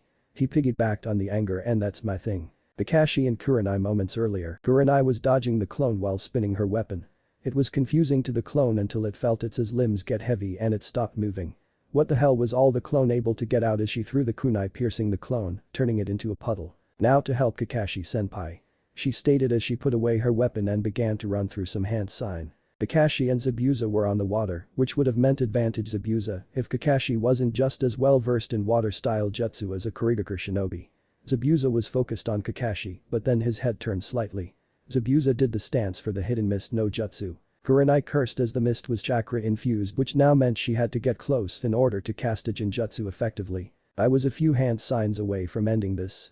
Kurenai grabbed her weapon again and used her sensory skills to locate Kakashi still standing on the river, but the signature she could only identify as Zabuza was making a mad dash towards Kuma's location.